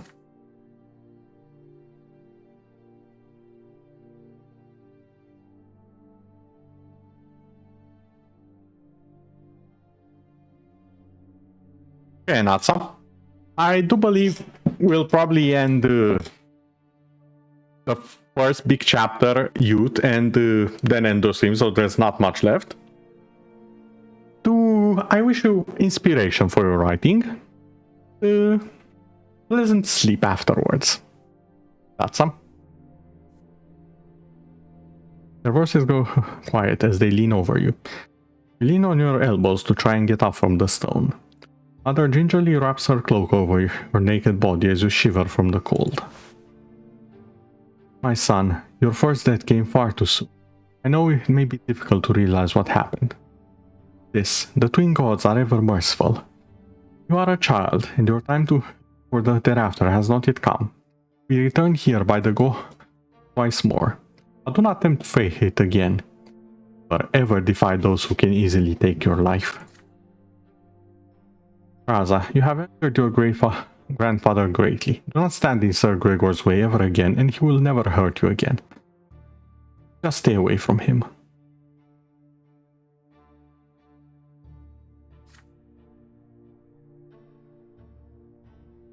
I see, I understand. I do believe you have mentioned it with a certain post at some point. I can't remember if it was Discord or Twitter. I think it was Discord. But yeah, good night, that's all. Mother stays a step away from you, not saying a word.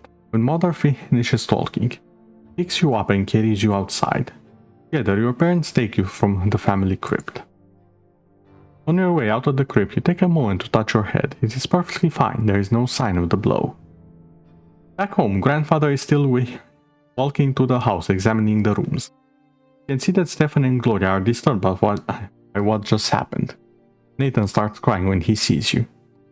The playroom still reeks of burnt paint. There is something new about you now. Each black stripe on your left arm. It looks like a strange bit of dirt at first, but it will not wash off. It will be like that forever, Mother explains. That is all she will say of it. Basically the mark saying, you died. If we get more of them, or suffer to death, GG. Died once. Determination +1, perception +1.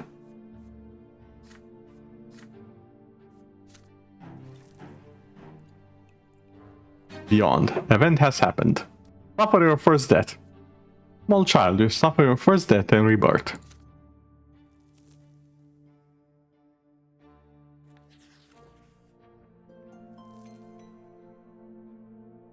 Soon, grandfather leaves.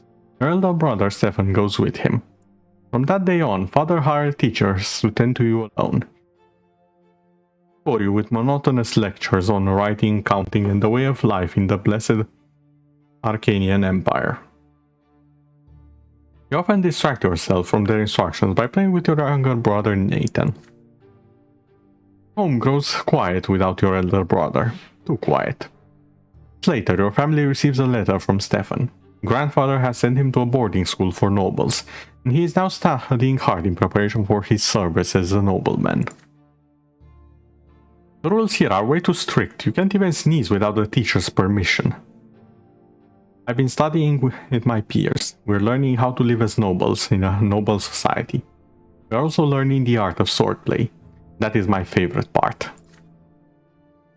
With Stefan now at the boarding school, grandfather arrives once more, this time to live in his house. Good thing is that he often has urgent business in Eterna, the capital of the empire, and has to travel there. One day you ask mother where he lived before. In Eterna, she says, but now his place is here. Each time grandfather returns, he gives the servants new orders. Your family is now always busy with repairs. The servants are redecorating grandfather's chambers, including his library and sitting room. Sometimes father tries to gently talk him out of this, subject the house to constant reconstruction. Grandfather's answer is always the same. This house is mine, and I will live here as befits a man of the nobility.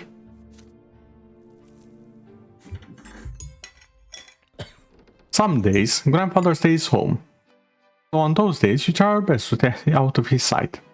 But there is no way you can avoid family breakfast. Food is there, but you cannot bring yourself to eat it. Mother's eyes are red and swollen. She has been crying all night again. Grandfather sits at the head of the table, where nobody used to sit before. Robert, it's high time your youngest sons underwent their sacrament. Sir Brante, please, let them live free of the lot for a while longer. They are but... Shut your mouth, Robert. That wife of yours is impertinent enough to interrupt me. If this ever happens again, she'll be eating her grub with the servants in the kitchens where she belongs. This time you consider a real marriage, Robert. One to a woman of proper station. Gloria drops her fork. Father shoots her a scathing look. A tear rolls down Mother's cheek. Father does not look away from the plate, his hands clenched into fists. Baroness Lodar is one such woman. She is a comely widow and a fine match. She is suing for her inheritance right now and could use proper support in the husband. You can keep your low-born Lydia around if you like. Servant, mistress, I don't care. I will not do that, Father. The head of this family, and this family standing took a severe blow after you married that commoner. It is unthinkable. How could you give up the memory of beautiful Amalia Elborn for this lowly woman and that bastard child of hers? Well, now you have a chance to set things right. Do not disappoint me. Father's not overtly, trying not to look in Mother's direction. Father, I wish to see Stefan. If I find your conduct in the Baroness's presence satisfactory enough, then you see him. She is coming for a visit tomorrow. Be prepared. Grandfather wipes his mouth with his napkin, throws his to his plate and leaves. Mother's lips move silently. Nobody says a word. Father stands up and orders you and the other children back to your rooms. He needs to speak to Mother in private. Mother comes to her room before bedtime. He sits on the edge of the bed and the crate is on the woolen blanket. He distances himself from you after Stefan's departure, so you are not used to such attention from him. The candlelight, you can see his face in the dark. There is a sour expression on it. My son, Baroness Ama Lodar will be visiting us tomorrow. Be polite and treat her with respect. Nathan will do as you do. I want this dinner to be as immaculate as possible. Do not let me down. On the next day, Mother starts dressing you and Nathan for the coming dinner. You see red all around her eyes. Has been crying, and for a long time. It hurts just to look at her. Nathan starts whining quietly. You and Nathan are dressed in new doublets. Your tussed hair brushed into shape. She is told to stay in her room. Father appears wearing his best suit. Humble brown dress, looking pale. Grandfather has an uncharacteristically content look about him. You hear the sound of wheels and hooves against the cobbles in the yard, then a pair of dainty heels come cackling. The antechamber is completely quiet and still, fearing Grandfather's observant eye. Door open. You see your guest, a beautiful dark-haired woman in a dress of elegant deep blue.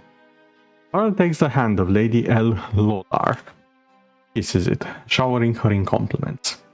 Grandfather's face is beaming in her presence. No one even bothers to introduce Mother. Baroness, allow me to introduce Robert's sons, and Nathan Brante. Frankly, it's his eldest Stefan who deserves the most attention, but currently he is studying in Eterna with the other young noblemen like himself. I hope that his younger sons will also make me proud one day. Grandfather's eye at you with a probing look in front of the Baroness. Will you accept her here, next to your mother, your father's rightful wife? Now, honestly, every single other opportunity, I was like, nah, we are not doing that bullshit. Dad, that's Mom, introduce her. However, I feel like I want to give a chance to the alternative. Because I saw just the slightest glimmer of the grandfather's character. I want to see if we can draw a bit more of it out. So we'll play his game for now. Greet the Baroness politely. You follow Father's example and kills the Baroness's fingers gently. Her laughter fills the antechamber, ringing like chimes. Gently offer to lead her to the sitting room. Lady L. Lodar graciously agrees. Behind your back you can hear Mother sobbing. Grandfather and Baroness L. Lodar engage in small talk over dinner. Tells him of the woes of litigation over her late husband's inheritance. He advises her like the judge he is. Father is mostly silent, only getting in a word or two. You do your absolute best to behave yourself. Grandfather reminds me of time when... You're not wrong. You're very much not wrong, honestly. Would argue, rather than Lannister, this grandfather has a little bit of... this from... No, not Arthas. What was the name? What character am I thinking of? A Terran low game from Dragon Age. This guy has a lot from Terran Logan of Dragon Age, if you remember the character. The main antagonist, the main human antagonist, I should say, in Dragon Age Origins. Grandfather reminds me of a mix of him and Tywin Lannister.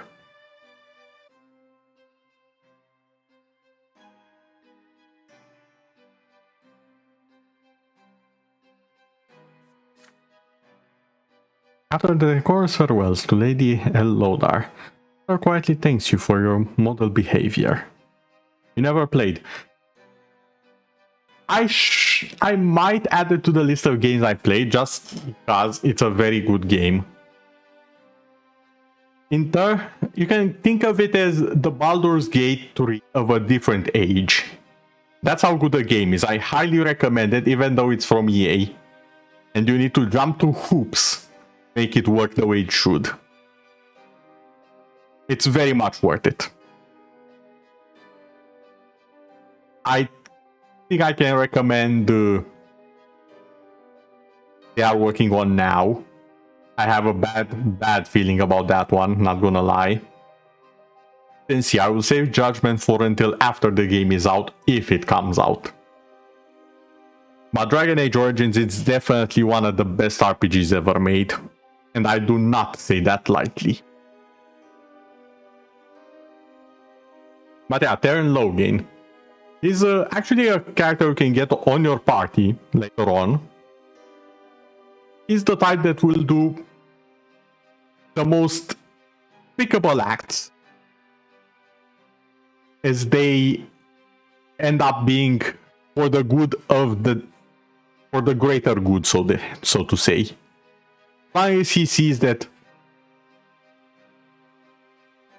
greater good prevails, whatever he defines as the greater good, I should add, perfectly fine with doing it, including his own life being taken, if that leads to the reuniting and being strong. He is fine with literally putting his head on the chopping block. No trial. It's a very interesting character because throughout the game, see him as a traitor, as a coward. But his actions do make sense. He is preparing the country for war. He cannot afford to have a weak country, so he just eliminates anyone who he deems as weak. You can understand him. You can kind of sympathize with him to an extent. But he is most definitely in the wrong. But he is consistent. And I think he's a very good portrayal for how Gregor grandfather is as well. Very consistent about things. Number one, being a noble. Number two, bring nobility to the family. If it means trampling the commoners of the family, he will. A lot of people say that about Stalin, you know? Yeah, I'm pretty sure to some extent at the very least. You know what they say, art mimics life.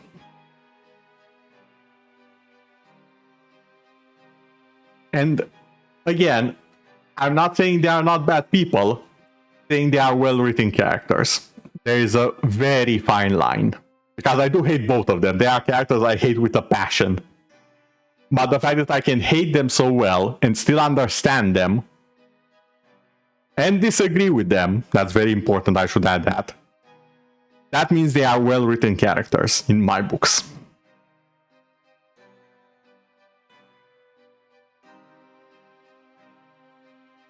If you get what I mean, of course. But the chorus farewells. Okay. Yeah.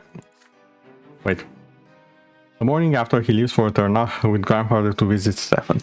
Mar spends almost an entire day in her bedroom. You cannot bring yourself to speak with her. Father returns from the capital in a quiet rage. You overhear your parents talking. Apparently, grandfather has already turned Stefan's mind against him, and he agreed father with cold hostility. The name of Baroness Lodar is never mentioned in the house again.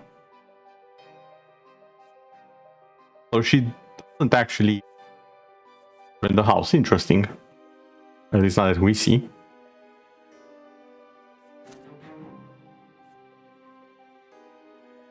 affection. Okay. We actually did get a bit with Gregor. Reputation slightly increased. The honor of your family and position in high society. It affects how the nobility treats your family. Disgrace, tarnished honor, modest position, renown amongst nobles, glorious house. Unity.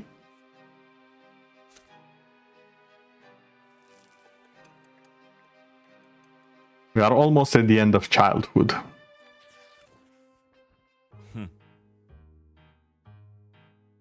Father now checks your studies often and he picks at you for sitting or eating or speaking in an incorrect fashion.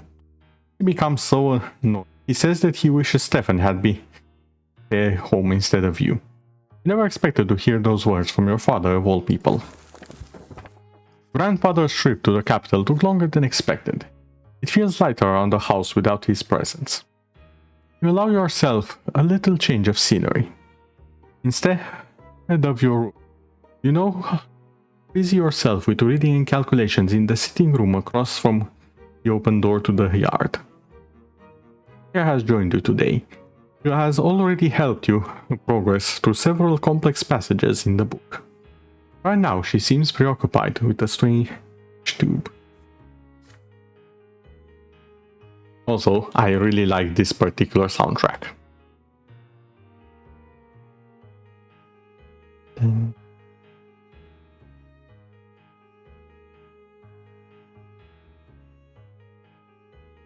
Aren't you hurt by the way grandfather treats you, you ask? Gloria just shrugs. Grandfather always says they should get rid of me. I'm used to it by now. You're a lot worse because you're closer to him. I just have to stay out of his way. That's it. Shows you the strange tube she has been holding all day. The kaleidoscope. I got it as a gift. Want to see inside? Excited by the idea, you close the book and peer into the tiny hole on one end of the tube. Your eye sees a multitude of intricate patterns. Each turn of the tube reveals a new web of interwoven colors. They mesmerize you. The kaleidoscope turns the fire burning in the fireplace into a cavern made of flames. You are riding at the front of a fiery horseman, ready to face the enemy. Grandfather's face emerges from the intersecting lines, and you swing the kaleidoscope like a sword, cutting it in half. You look at the blue sky through the window. The patterns are unending, secretive, calm and peaceful. Just like Father's smile before Grandfather's invasion. The deep blue gives way to a scattering of gold, radiating gentle warmth, like Mother's arms. This fleeting beauty too soon gives way to a hypnotic new pattern. Again and again you see your family in these interconnecting figures as they come together and break apart. And in the middle of this golden glow, you see Gloria's green eyes. Yet you observantly. Her sister left you long ago. Books are abandoned. Time slips away unchecked. But you are still busy peering into the kaleidoscope. Order emerges from the chaos before your eyes again and again. You cannot preserve it, no matter how you try. You are caught in a conflict. There is so much that can be done with this kaleidoscope. Should you take it apart, or ask Gloria how it works, or keep enjoying the patterns it shows you? You still have lessons to do today. We have the willpower to return to studies, taking it apart, or keep looking to the kaleidoscope.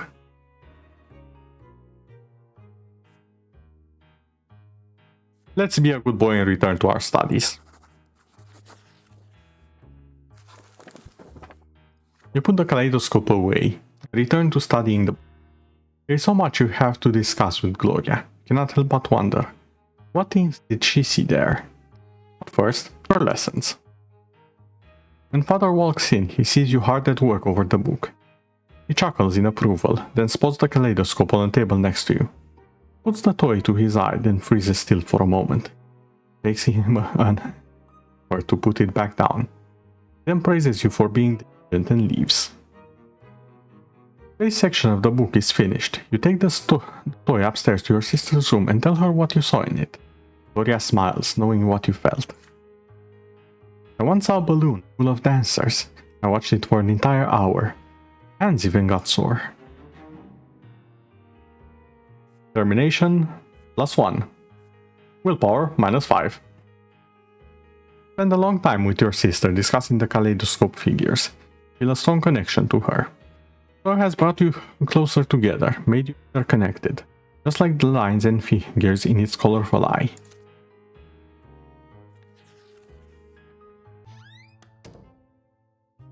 Grandfather's visits are no longer a cause for fear and panic in the house. It has become something nagging, not unordinary, like a splinter or a stain on your trousers. Potential still remains, however. Sir Gregor's disdain for everyone in the house is so palpable, it almost stings for real.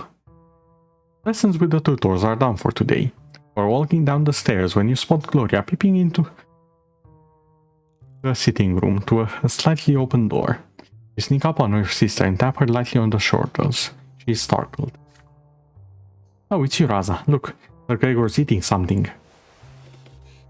Grandfather is sitting on the sofa, flipping to a book with one hand and reaching for a glass bowl with another now and then. Inside the bowl you see a candied fruit, a sweet confectionery forbidden to the common estate, like all sweet things. Yet grandfather's face shows no pleasure, he keeps consuming the high-born treat. Clock strikes 2. Grandfather raises from his seat, puts away the ball on a shelf and leaves for the yard. He always takes a walk in the city at this time. Gloria nudges you with her elbow and looks at the candy bowl at her. The emotion you feel is fear. Comes curiosity. It is stronger. And used to boast that candied fruit tastes incredible. Now you have the perfect opportunity to try it. You try a candied fruit first. The sugar starts to melt as soon as you put it on your tongue. It's so sweet. You have never eaten anything as good as this. Take a whole ball off the shelf and give it to your sister. Takes a fruit and brings it to her mouth, carefully, like a rare treasure. There is a thumping on the stairs, footsteps accompanied by the knocking of a walking stick. You have no idea why, but grandfather is back. You quickly hide behind the sofa and pull Gloria after you, but she is frozen in place with the bowl in her hands. The door opens. Grandfather's menacing figure advances on Gloria. His hand seizes her arm. You squalid, ungrateful, lowborn child. How dare you bite the hand that feeds you? You and your trollop of a mother will be sleeping in a ditch if it weren't for my spineless son. The sweet and pleasant things in life are for the noble estate, not for the likes of you. Did you forget your lot?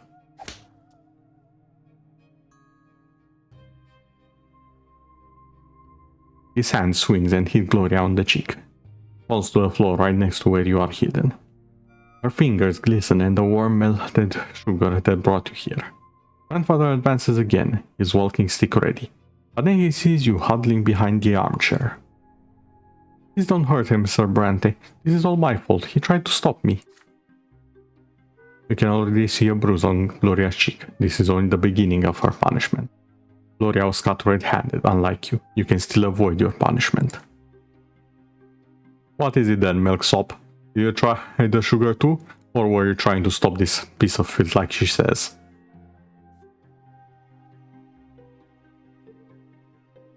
I was hoping I would have access to this, apparently I don't. Shame.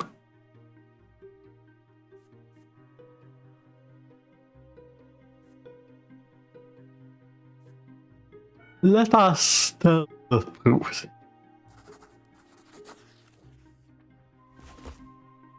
Stand up and tell the truth, even though it takes you to do it. You really ate a candied fruit, but Gloria only touched it. You hope this would help your sister avoid punishment. You are clearly proven wrong. Grandfather's face is red with rage. He strikes you both with his walking stick, blow for blow. He keeps hitting you until he grows tired. Then he leaves you where you are. Soon enough, Mother comes in to find the two of you on the floor, too afraid to move. She shakes her head in disappointment. You are badly hurt and covered in bruises, yet she still forces you to kneel and recite the precepts of the law and how important it is to follow them. Then you stand and... Interestingly, this actually did give us extra relationship with him telling the truth. Even though he did still whack us. I was expecting it to decrease. Then you stand before father and grandfather, and swore to never take things that do not belong to you again. Or is it minus? We are... Actually no, it's at 0 now. Perception even higher. We are almost insightful.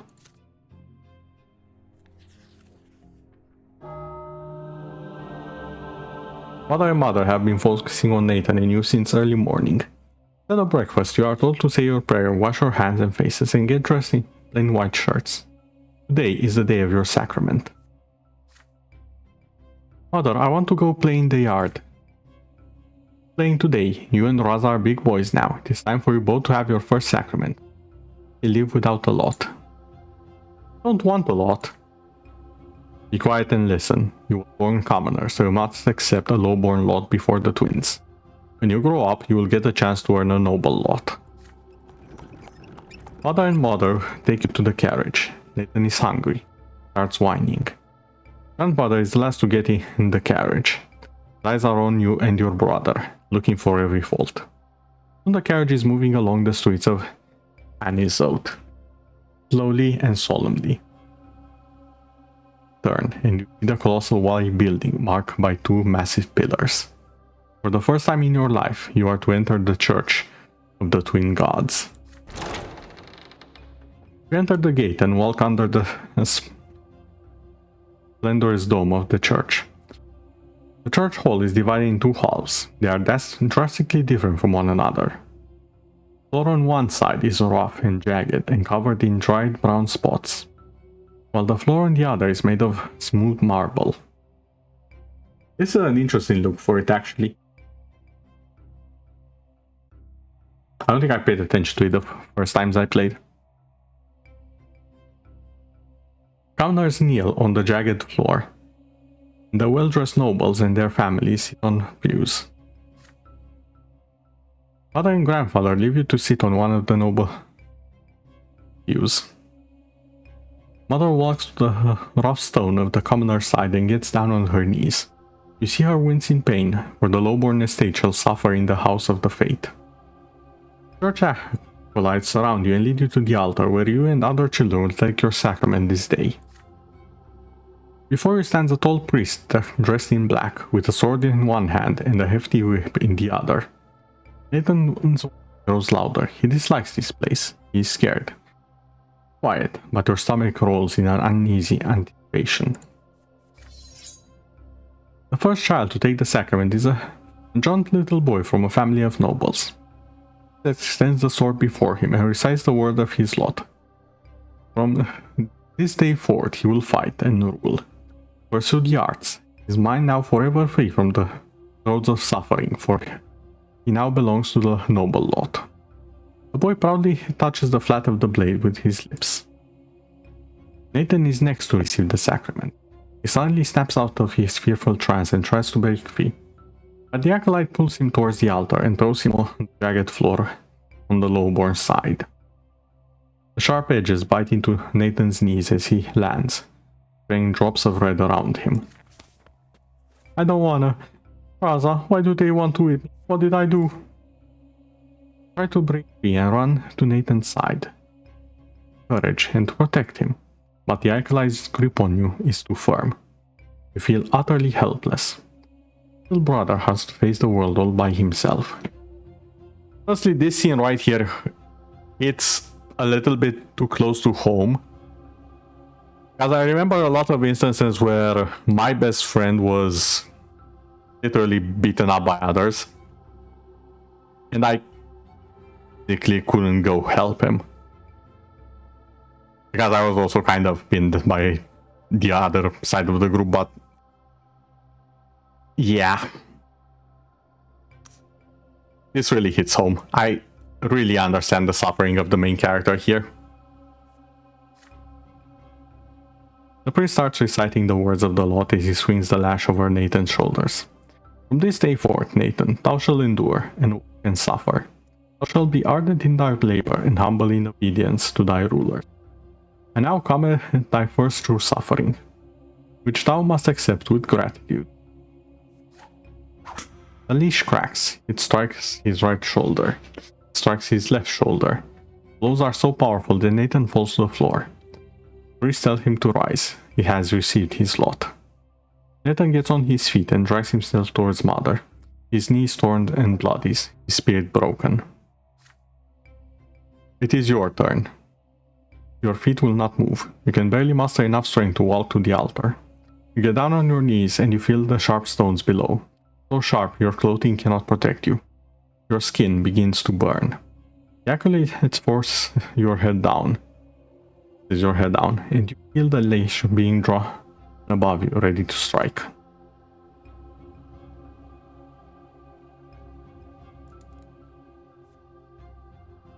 I don't have enough determination.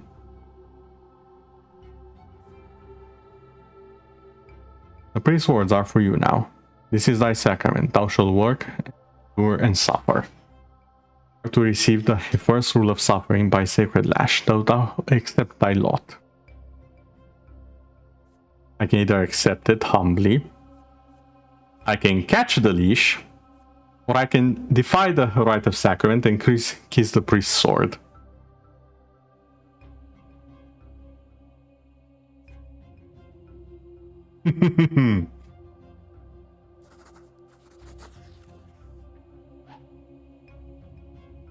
The whip slashes through the air, about to strike, but your eyes are transfixed by the blade priest holds in his other hand. Drop up and away, the lash misses you. You grab the blade in your hands. It cuts into them without mercy. The priest switches it away from your bloodied fingers. You look him straight in the eye. I am Raza of House Brante. The priest freezes in shock. You seize this moment to pull the sword closer and kiss the smooth cold blade. You hear the cries of outrage among the churchgoers. Mother prostrates herself on the jagged floor, wrecked with fear. Mother remains still, baffled by what you have just done. But grandfather looks at you intently, as though truly seeing you for the first time. There is a semblance of respect in his gaze. Really? I honestly expected him to be very mad at me with that one, but apparently no, he's actually happy. You are forced back to the commoner's place at the altar. The acolyte seize you by the arms and legs and keep your face bent closely to the bloody jagged stones on the floor. The lash strikes your right shoulder, then your left shoulder. Then you are told to rise. You are a commoner. He takes your hand and leads you out the church. Once you are outside, he scolds you for being insubordinate and bringing shame to the family. Nathan holds your hand as you walk, a tearful mixture of confusion and awe as he looks into your eyes. But you do not feel as though you have made a mistake. You did what was right for you. Huh. I'm exhausted now. Well. Perception. Minus to perception, really?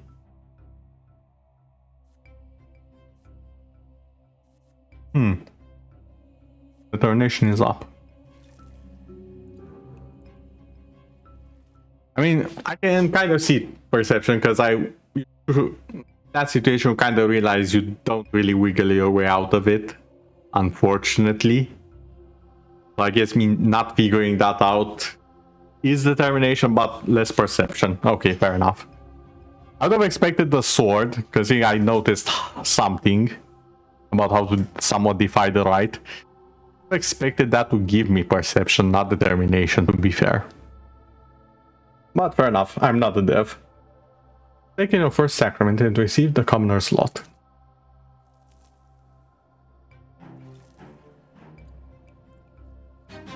Noble sacrament. Event has happened. You challenge the sacred order and attempt to seize a noble lot. But it kissed the sword, huh?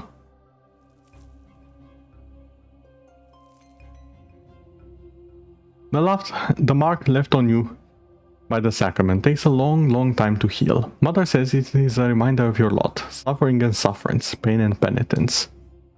Gloria shows you the mark of the leash on her shoulders one day. It will never disappear. You are a commoner now. This is the lot you were born into. But Father keeps telling you to study hard so you may earn a different lot and become noble of the mantle. You recall a past warm sadness, when Stefan still lived with you, or when he wrote to you for a time shortly after he left. Now he thinks it beneath him to write to the commoners in his family. Mother didn't lock herself in the basement, in the bedroom, as often as back then. This changed shortly before Nathan was born. Shortly, you missed the time before the terrifying figure of your grandfather was constantly looming over you. You learned the true power of the lot after the head of the family's arrival.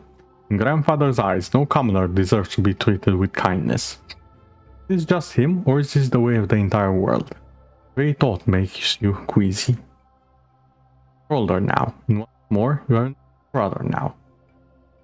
How to care about someone else, how to reach him, how to teach and protect. Soon, you are a small boy no longer. The days pass, they gradually gives way to laborious study. Now your choices will decide your place in this bizarre world of adulthood. Your childhood years are over. End of chapter 1.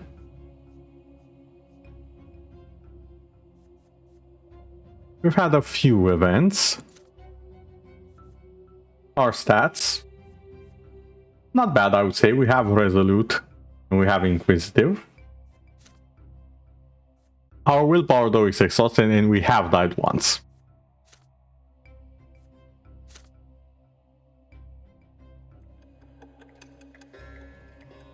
Eight years of our life has passed. We are now entering adolescence. At least by the terminology is used in the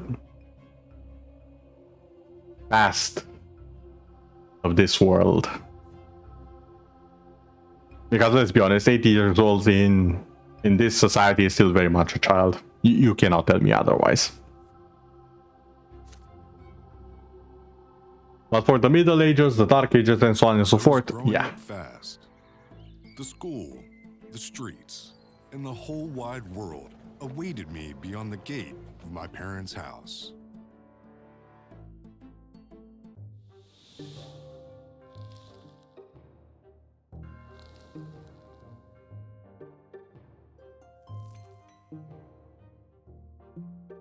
In this world for 8 years now, as you grow older, life grows more complex.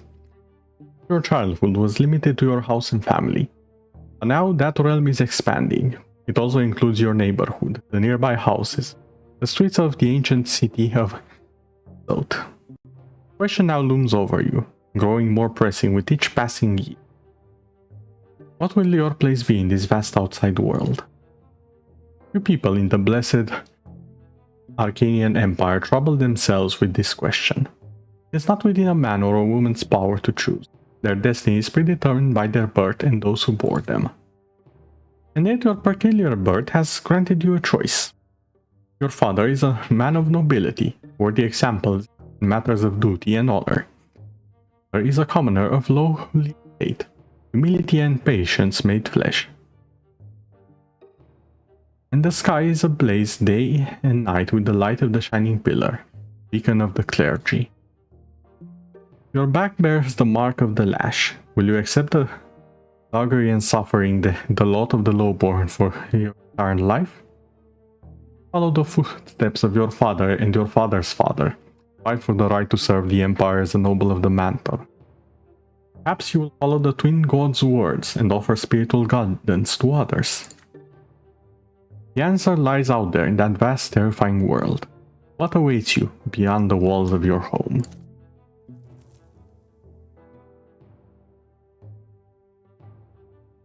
Events that can happen to the Brante family in this chapter.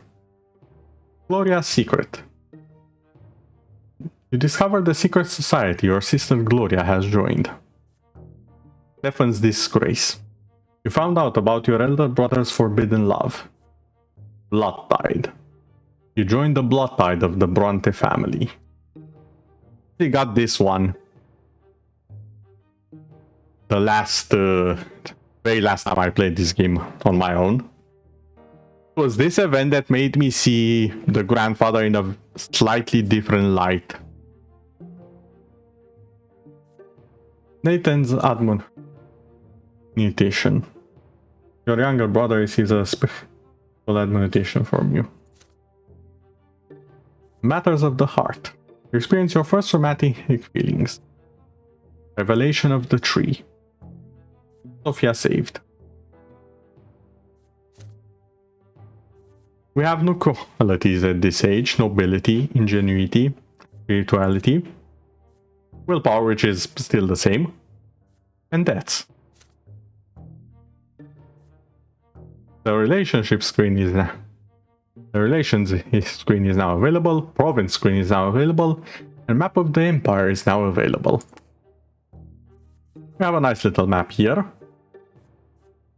Gives us a little bit more of a grounded understanding of the world. However, I believe this is a good place to end it for now. Hold on just a second. I do want to see if I did save the thing that I think I saved. Hold on.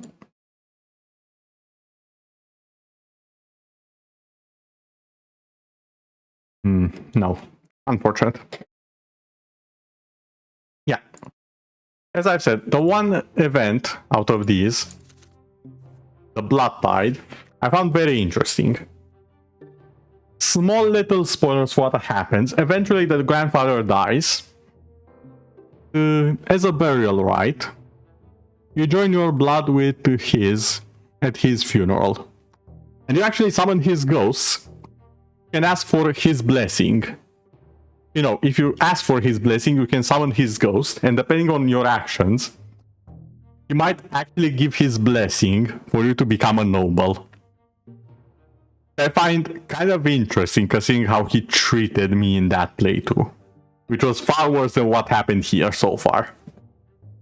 But yeah, it is an interesting game, I would say. So Echo, what do you think of the elder brother so far? Let me see, family. What do you think of Stefan? Still the brick solution, shall we say? I'm very curious about what you've seen so far of him. Because I'm not gonna lie, in my playthroughs he has had his moments, both good and bad.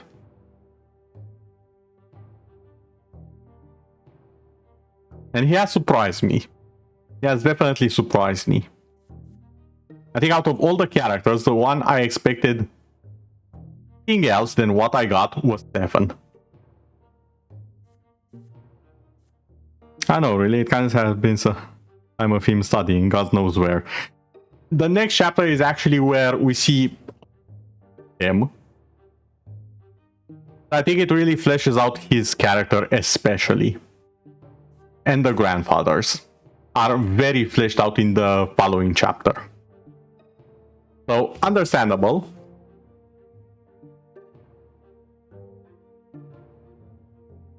But we did see the he had about Gloria or Mother or ourselves at times, and how he acted. You can kind of figure out some of his personality. I feel like that's not all of it. Again, he's not the best character wise. He's also not the worst, but he's very easy to influence by others. That's his real sin here. He gets influenced easy.